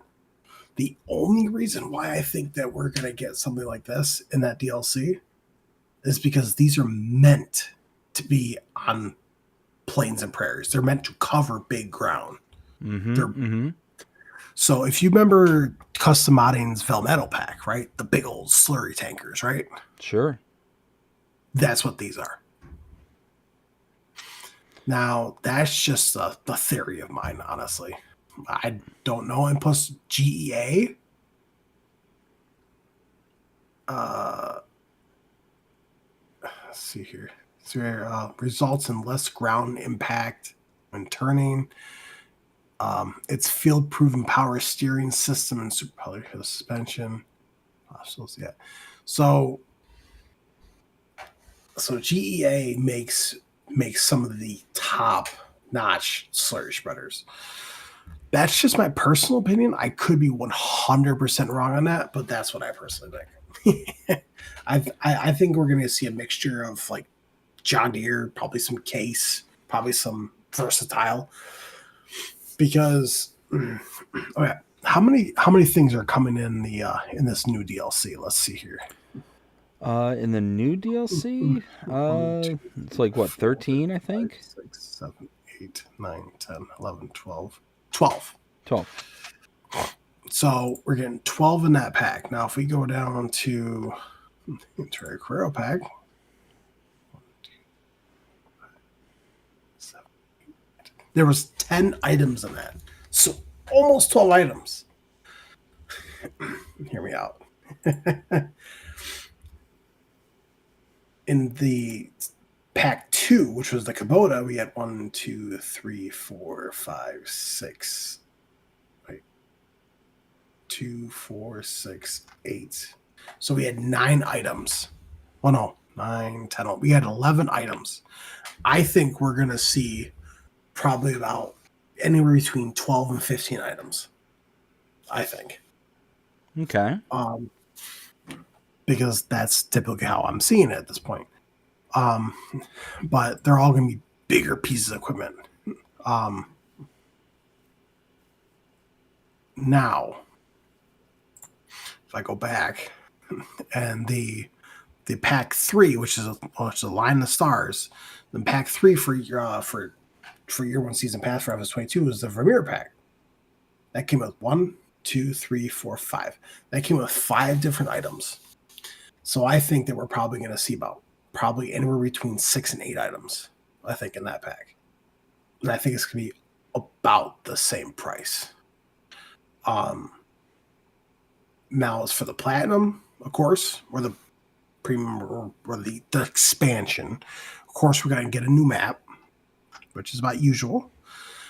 But the Volvo one, is 1, 2, so you're 2, 4, 6, 8, 10, 12, 14, 16, 18, 20, 21, 22, 23, 24, 25, 26, 27, 28, 29, 30.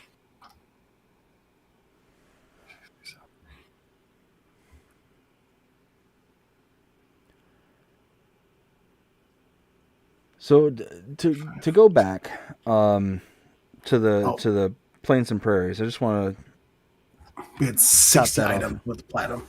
Oh wow! To top that off, just real quick. So when I think of Plains and Prairies, I think of like, you know, way out in like the middle of the country, like just Nebraska, like the big farm country. So just kind of piggyback off of what you were saying before, and yeah, I'm thinking big expansive equipment. Now, the reason that I am willing to buy into what you're saying about GEA, maybe not even necessarily the brand, but just the kind of similar tracking, is what is one of the things that is coming out around that same time? The precision farming. What is one of the things that precision farming really kind of hones in on that makes it to where it's fertilizers? Exactly. So you've got your manures, you've got your slurries, you've got like actual like solid fertilizer spreaders, liquid fertilizer spreaders, things like that. So my guess is, performance on the Plains and Prairies, we're talking about things that are going to be very large, and we're going to be piggybacking right off of or around the same time precision farming happens. So it's one of those, I think, that you're very likely right that we're going to be seeing a DLC that's going to be similar to like those big expansive equipments and stuff like that.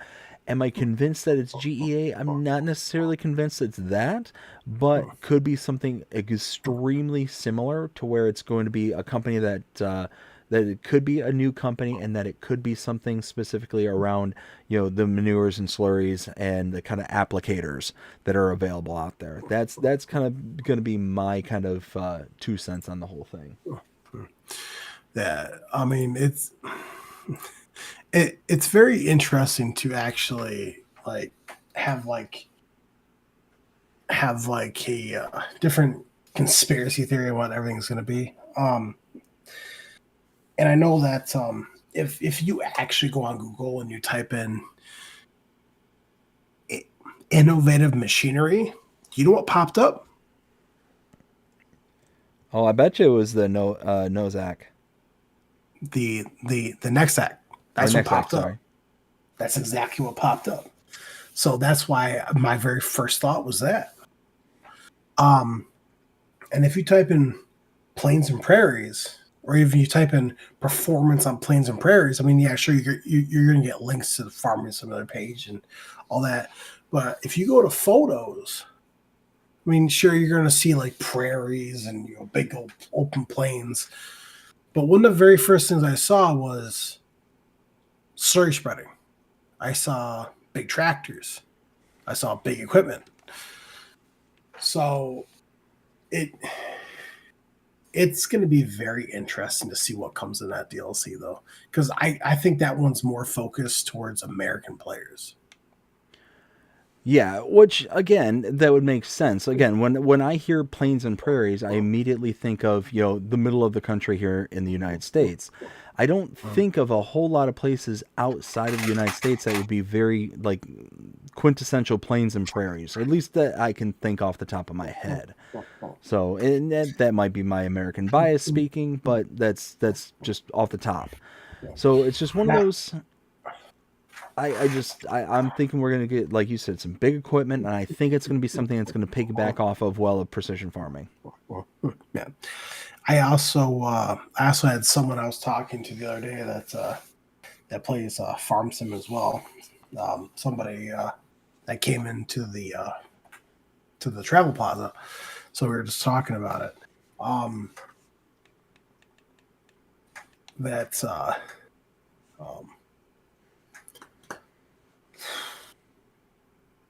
I just lost my train of thought. You ran into somebody who plays farm sim as well, and that they were in the plaza there. We were talking about the DLCs. Oh yeah, that's right. That if you think about it, every single season pass, there's always at least one pack that's American, at least. Yeah.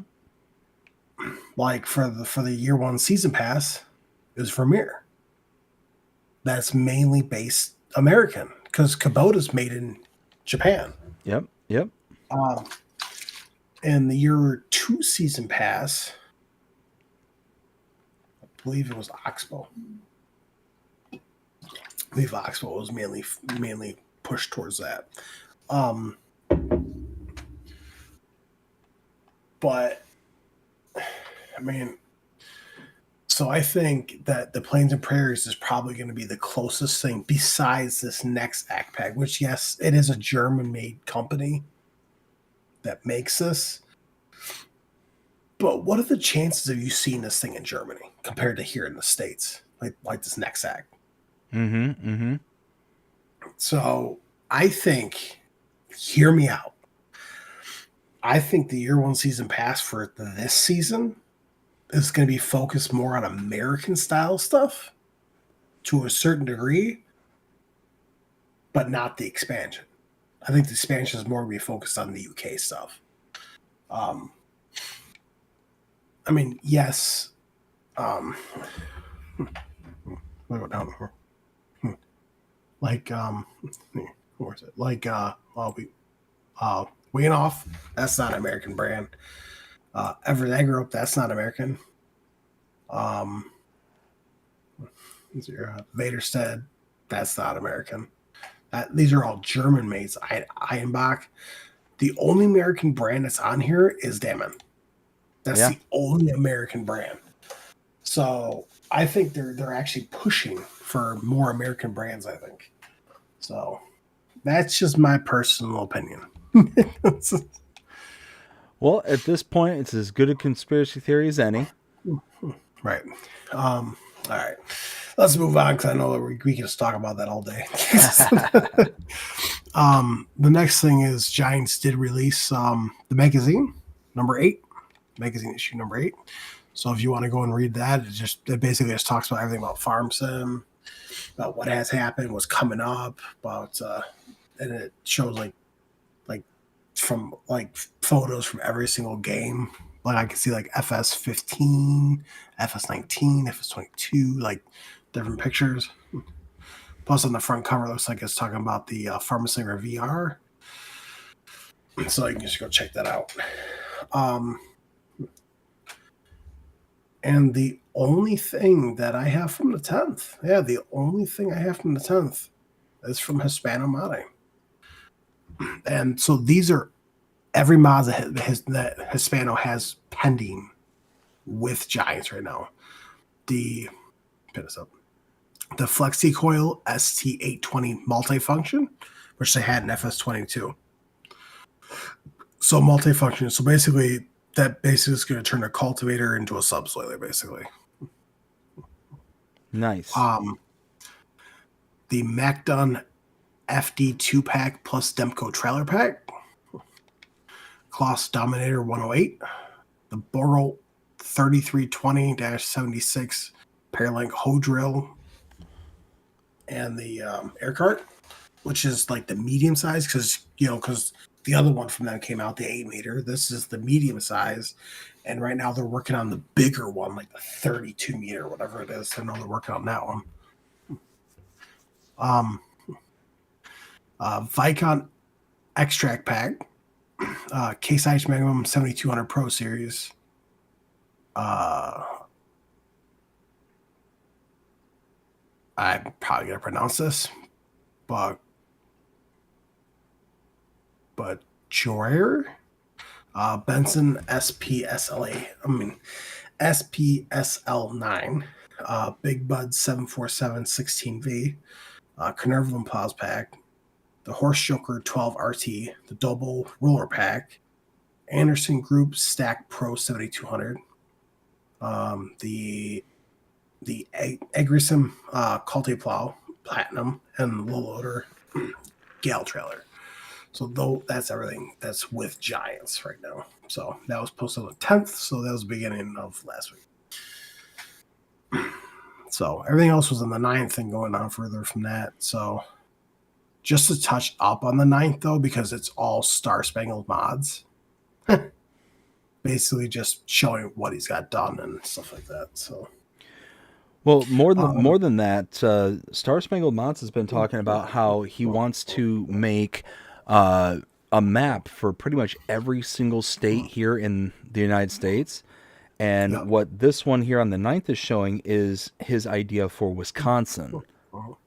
I got you.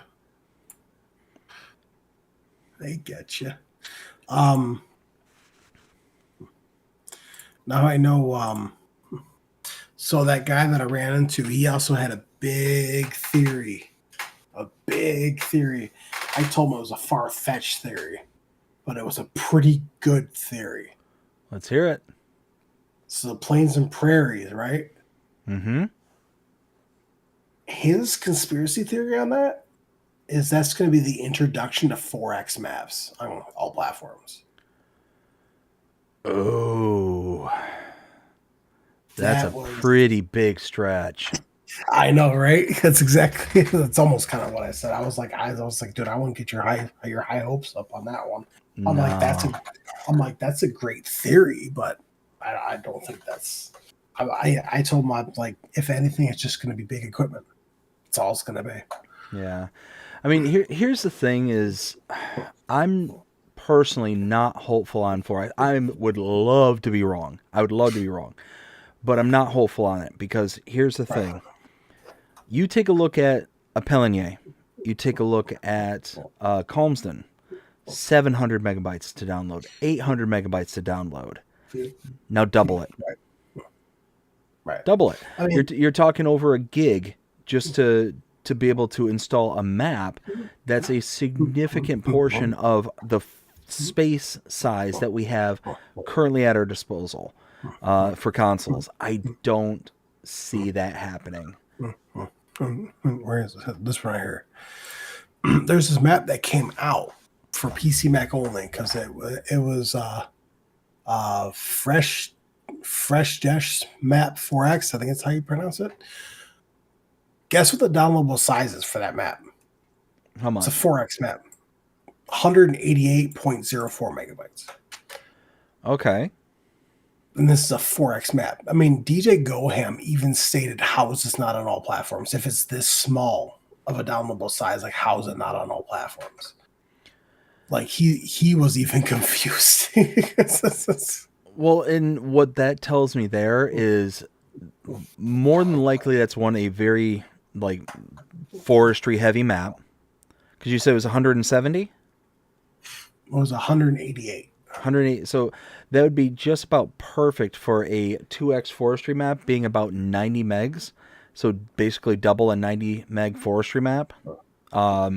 Yeah, I agree. I don't see why that wouldn't be on all platforms, but that just kind of proves the point is like the only real functional kind of maps that we would see as a 4X map for consoles would be, those kind of forestry style maps. You figure even on a more kind of for lack of a better word, because I can't think of one off the top of my head, but for more a kind of standard. There we go. That's a better word. Standard map rather than I was going to use basic.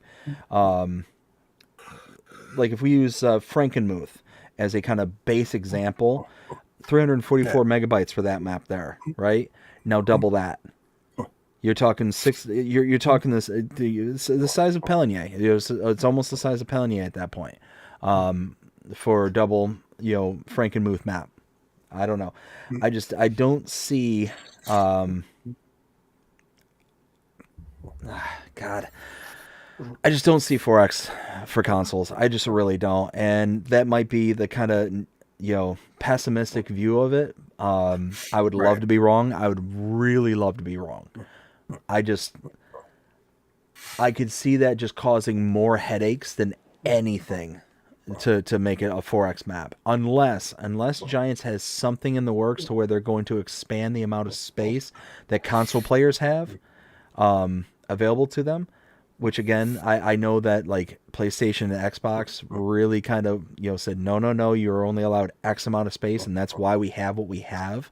And it took like a lot of kicking and screaming from Giants to be able to be like, okay, because we went from 22, we had that really small amount of space in 22, and then it got expanded after like several patches. Like, you remember all that? Yeah. I don't see that happening again. I really don't. I could be wrong. I would love to be. I'm just tampering expectations at this point, because that one just seems like a big stretch to me. Because especially if you're, getting those map makers and modders out there who are making Pelinier, 2X maps.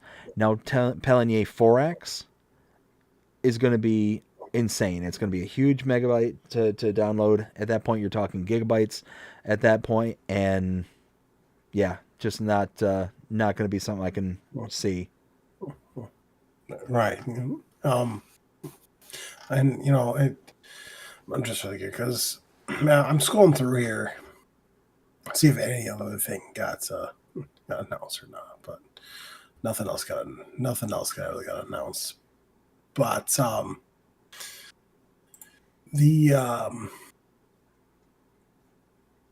no, I personally don't think, because if nothing's got released yet, I don't think 4X maps are coming to at least to FS25. The only way that I could potentially see a 4X map coming to all platforms would have to be only on PC, Mac, and the PlayStation 5 Pro. Because Giants have even came out and stated that the new generations, like the Series X, the Series S, the PlayStation 5, like these consoles can do 4X maps. Do they run the greatest? No. Can they do them? Yes.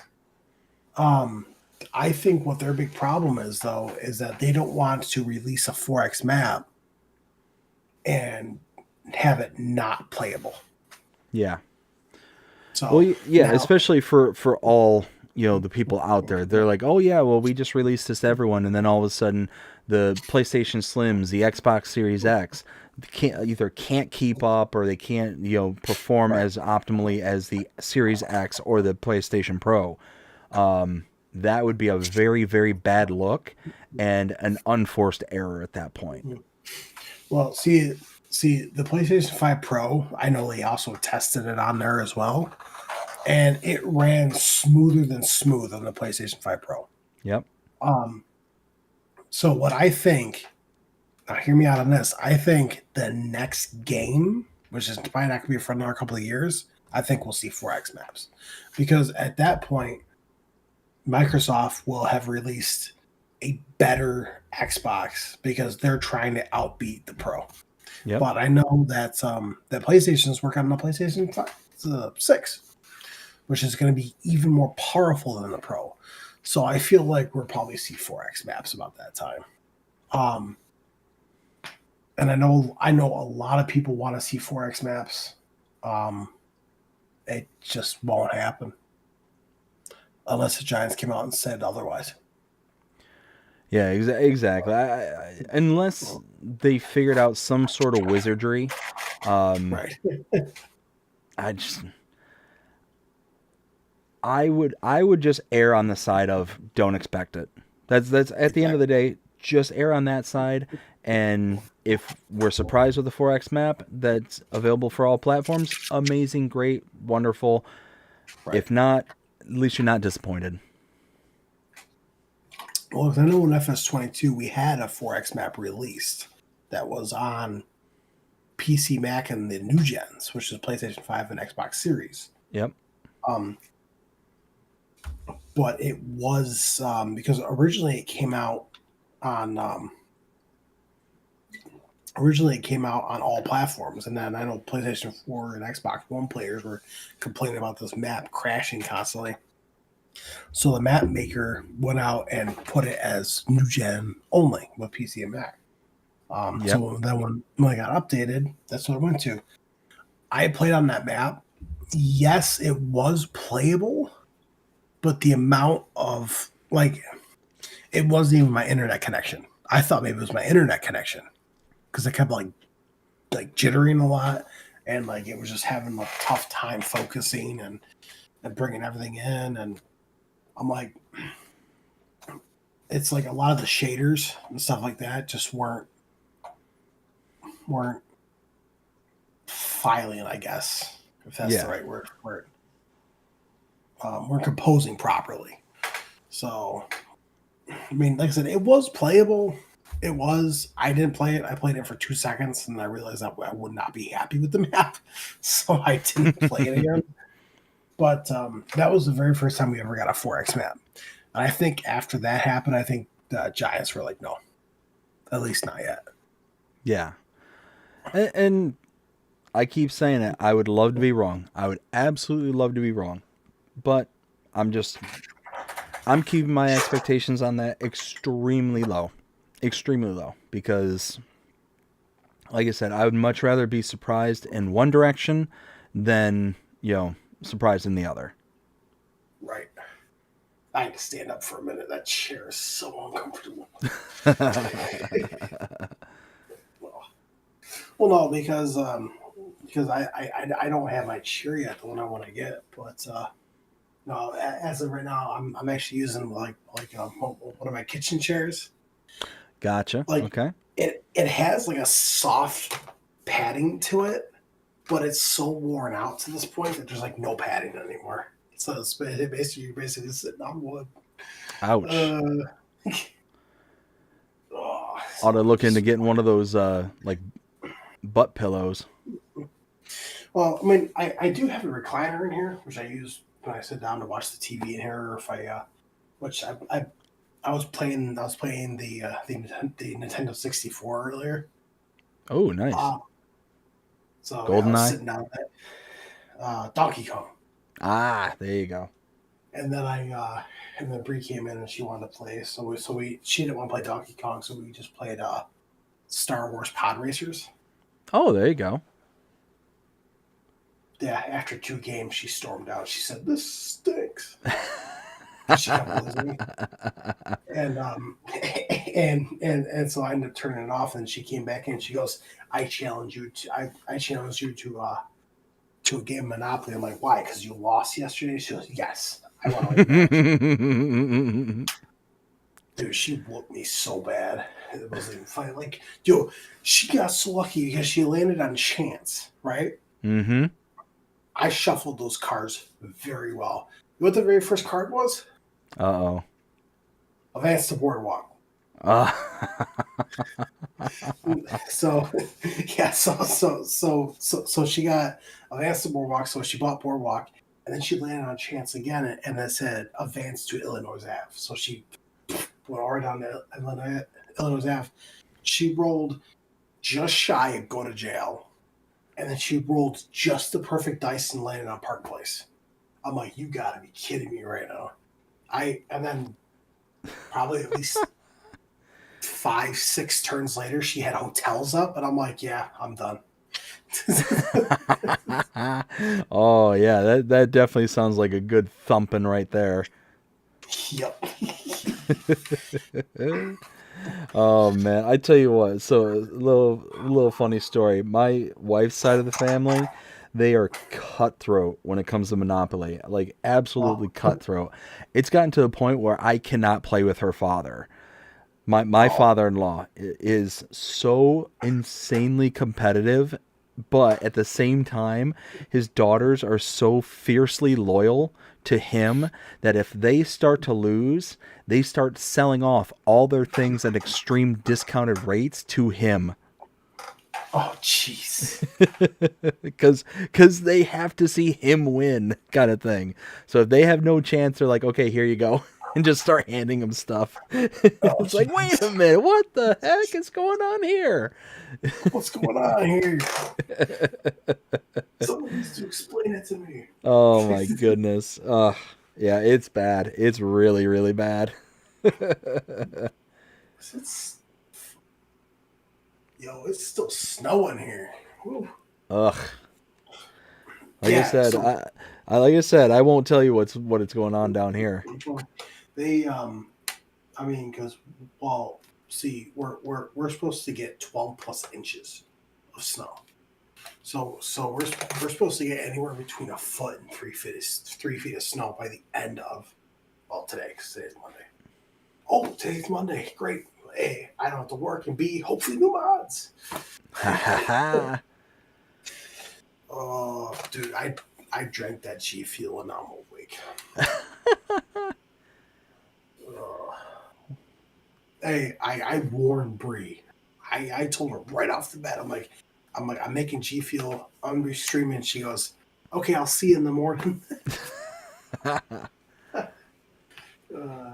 So did you see? I got another Farm Sim talk scheduled for tomorrow? Yes, I did. Yes. Looking forward to it. It's actually somebody I hadn't heard of before a few weeks ago, so it's definitely going to be an interesting one. Nice. For those who haven't seen the announcement, it's a fellow content creator called With the Stovers. If you're not familiar with him, go ahead and check him out on YouTube. With the Stovers on YouTube. It kind of reminds me of with the Robinsons. the movie. The movie.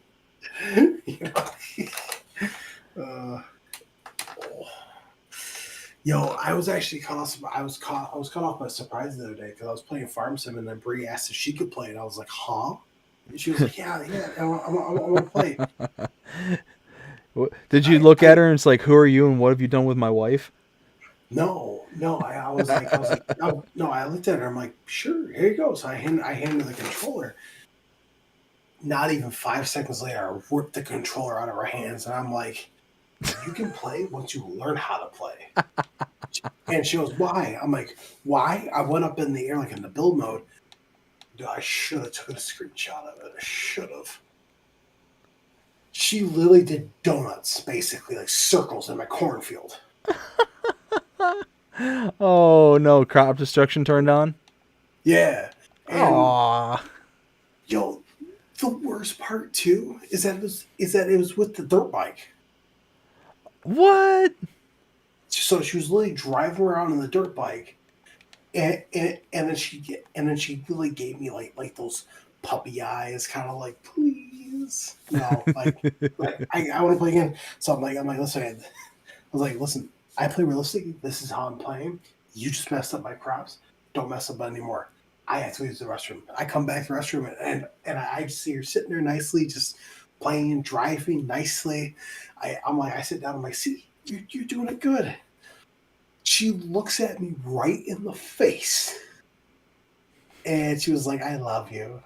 And I was like, "Oh no, what did you do?" And she goes, "Nothing." She sets the controller down. She goes, "I'm gonna go to the store." She literally leaves. I'm surprised my neighbors didn't call the police. I'm quite surprised because I was like, I started swearing up a storm. She took my international truck, like not the pickup truck, but the other one, Mm-hmm. and drove it right through my soybean field from one end to the other, and then she literally did a zigzag basically through the entire field. Oh no! I asked her. I asked her what happened. You know what her excuse was? It lagged. I'm like, first of all, it did not lag.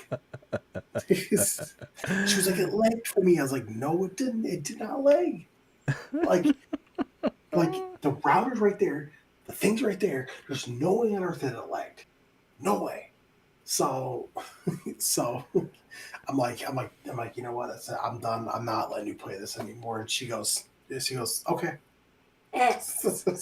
See, like, where you messed up was letting her go on your save game. That's where you messed up. well, no, here's the thing. I even offered her at the very beginning to even pull up a different map so she could play it. And she goes, no, this is fine. So I put all my faith and trust, because that's what a couple is supposed to do, put their faith and trust in each other. Not in video games. What did you learn? Especially not with someone who's big into video games compared to someone who's not. Well, like I said, what did you learn? Never trust women. BDD Gaming does not endorse the statements that have just been made.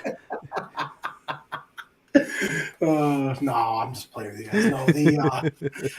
No, I mean, I had to explain to someone I work with, because she was complaining that her boyfriend, I'm not going to say any names, but complaining that her boyfriend was too more focused on playing video games than spending time with her. And then I asked her, I'm like, well, does he spend any time with you? And she goes, well, yeah, he spends some time with me. I'm like, so you expect him to come to work every single day except for 2 days a week. He spends one day with you for a couple hours, and then for the rest of the day and somewhat into the next day, he wants to play video games and you're going to complain about it? And she goes, well, yeah. I'm like, listen, guys who gamers, especially guys who are gamers, you need to allow them to game, because if not, you're going to feel the wrath. I'm like, you just need to understand that. And I even explained that to Bree too. I'm like, listen, I like to play video games. That's what I do. You know, I make sure I balance it out perfectly, to the point where I go to work, come home, I spend time with her. You know, I always make sure I always have time for her, but I also have time for my video games. See, Sundays is the one day that she knows that I stream, and she's perfectly fine with it. Mm-hmm. So you know, it's, I don't know.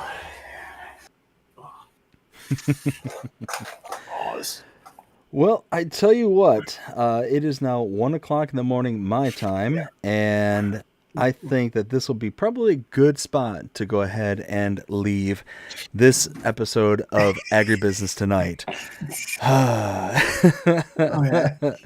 But hang on there for a while there, Will, and I'll go ahead and just catch you on the other side of this sign off, all right? All right, sounds good. All right, but I hope everybody enjoyed it tonight. We got through a lot of mods, a lot of news, a lot of stuff going on. Talked about the DLCs. Whew, we're going to be seeing a lot of stuff coming up here in the next several weeks. So hope you all are excited as we are, because it's going to be some good stuff. Oh, yeah. But I hope you all enjoyed it. If you did, please show them by liking, sharing, subscribing, following, commenting, doing all the things. The algorithms enjoy you doing. The shows are engaged with this channel and enjoying the content. And that being said, hope everybody has a fantastic day. Take care.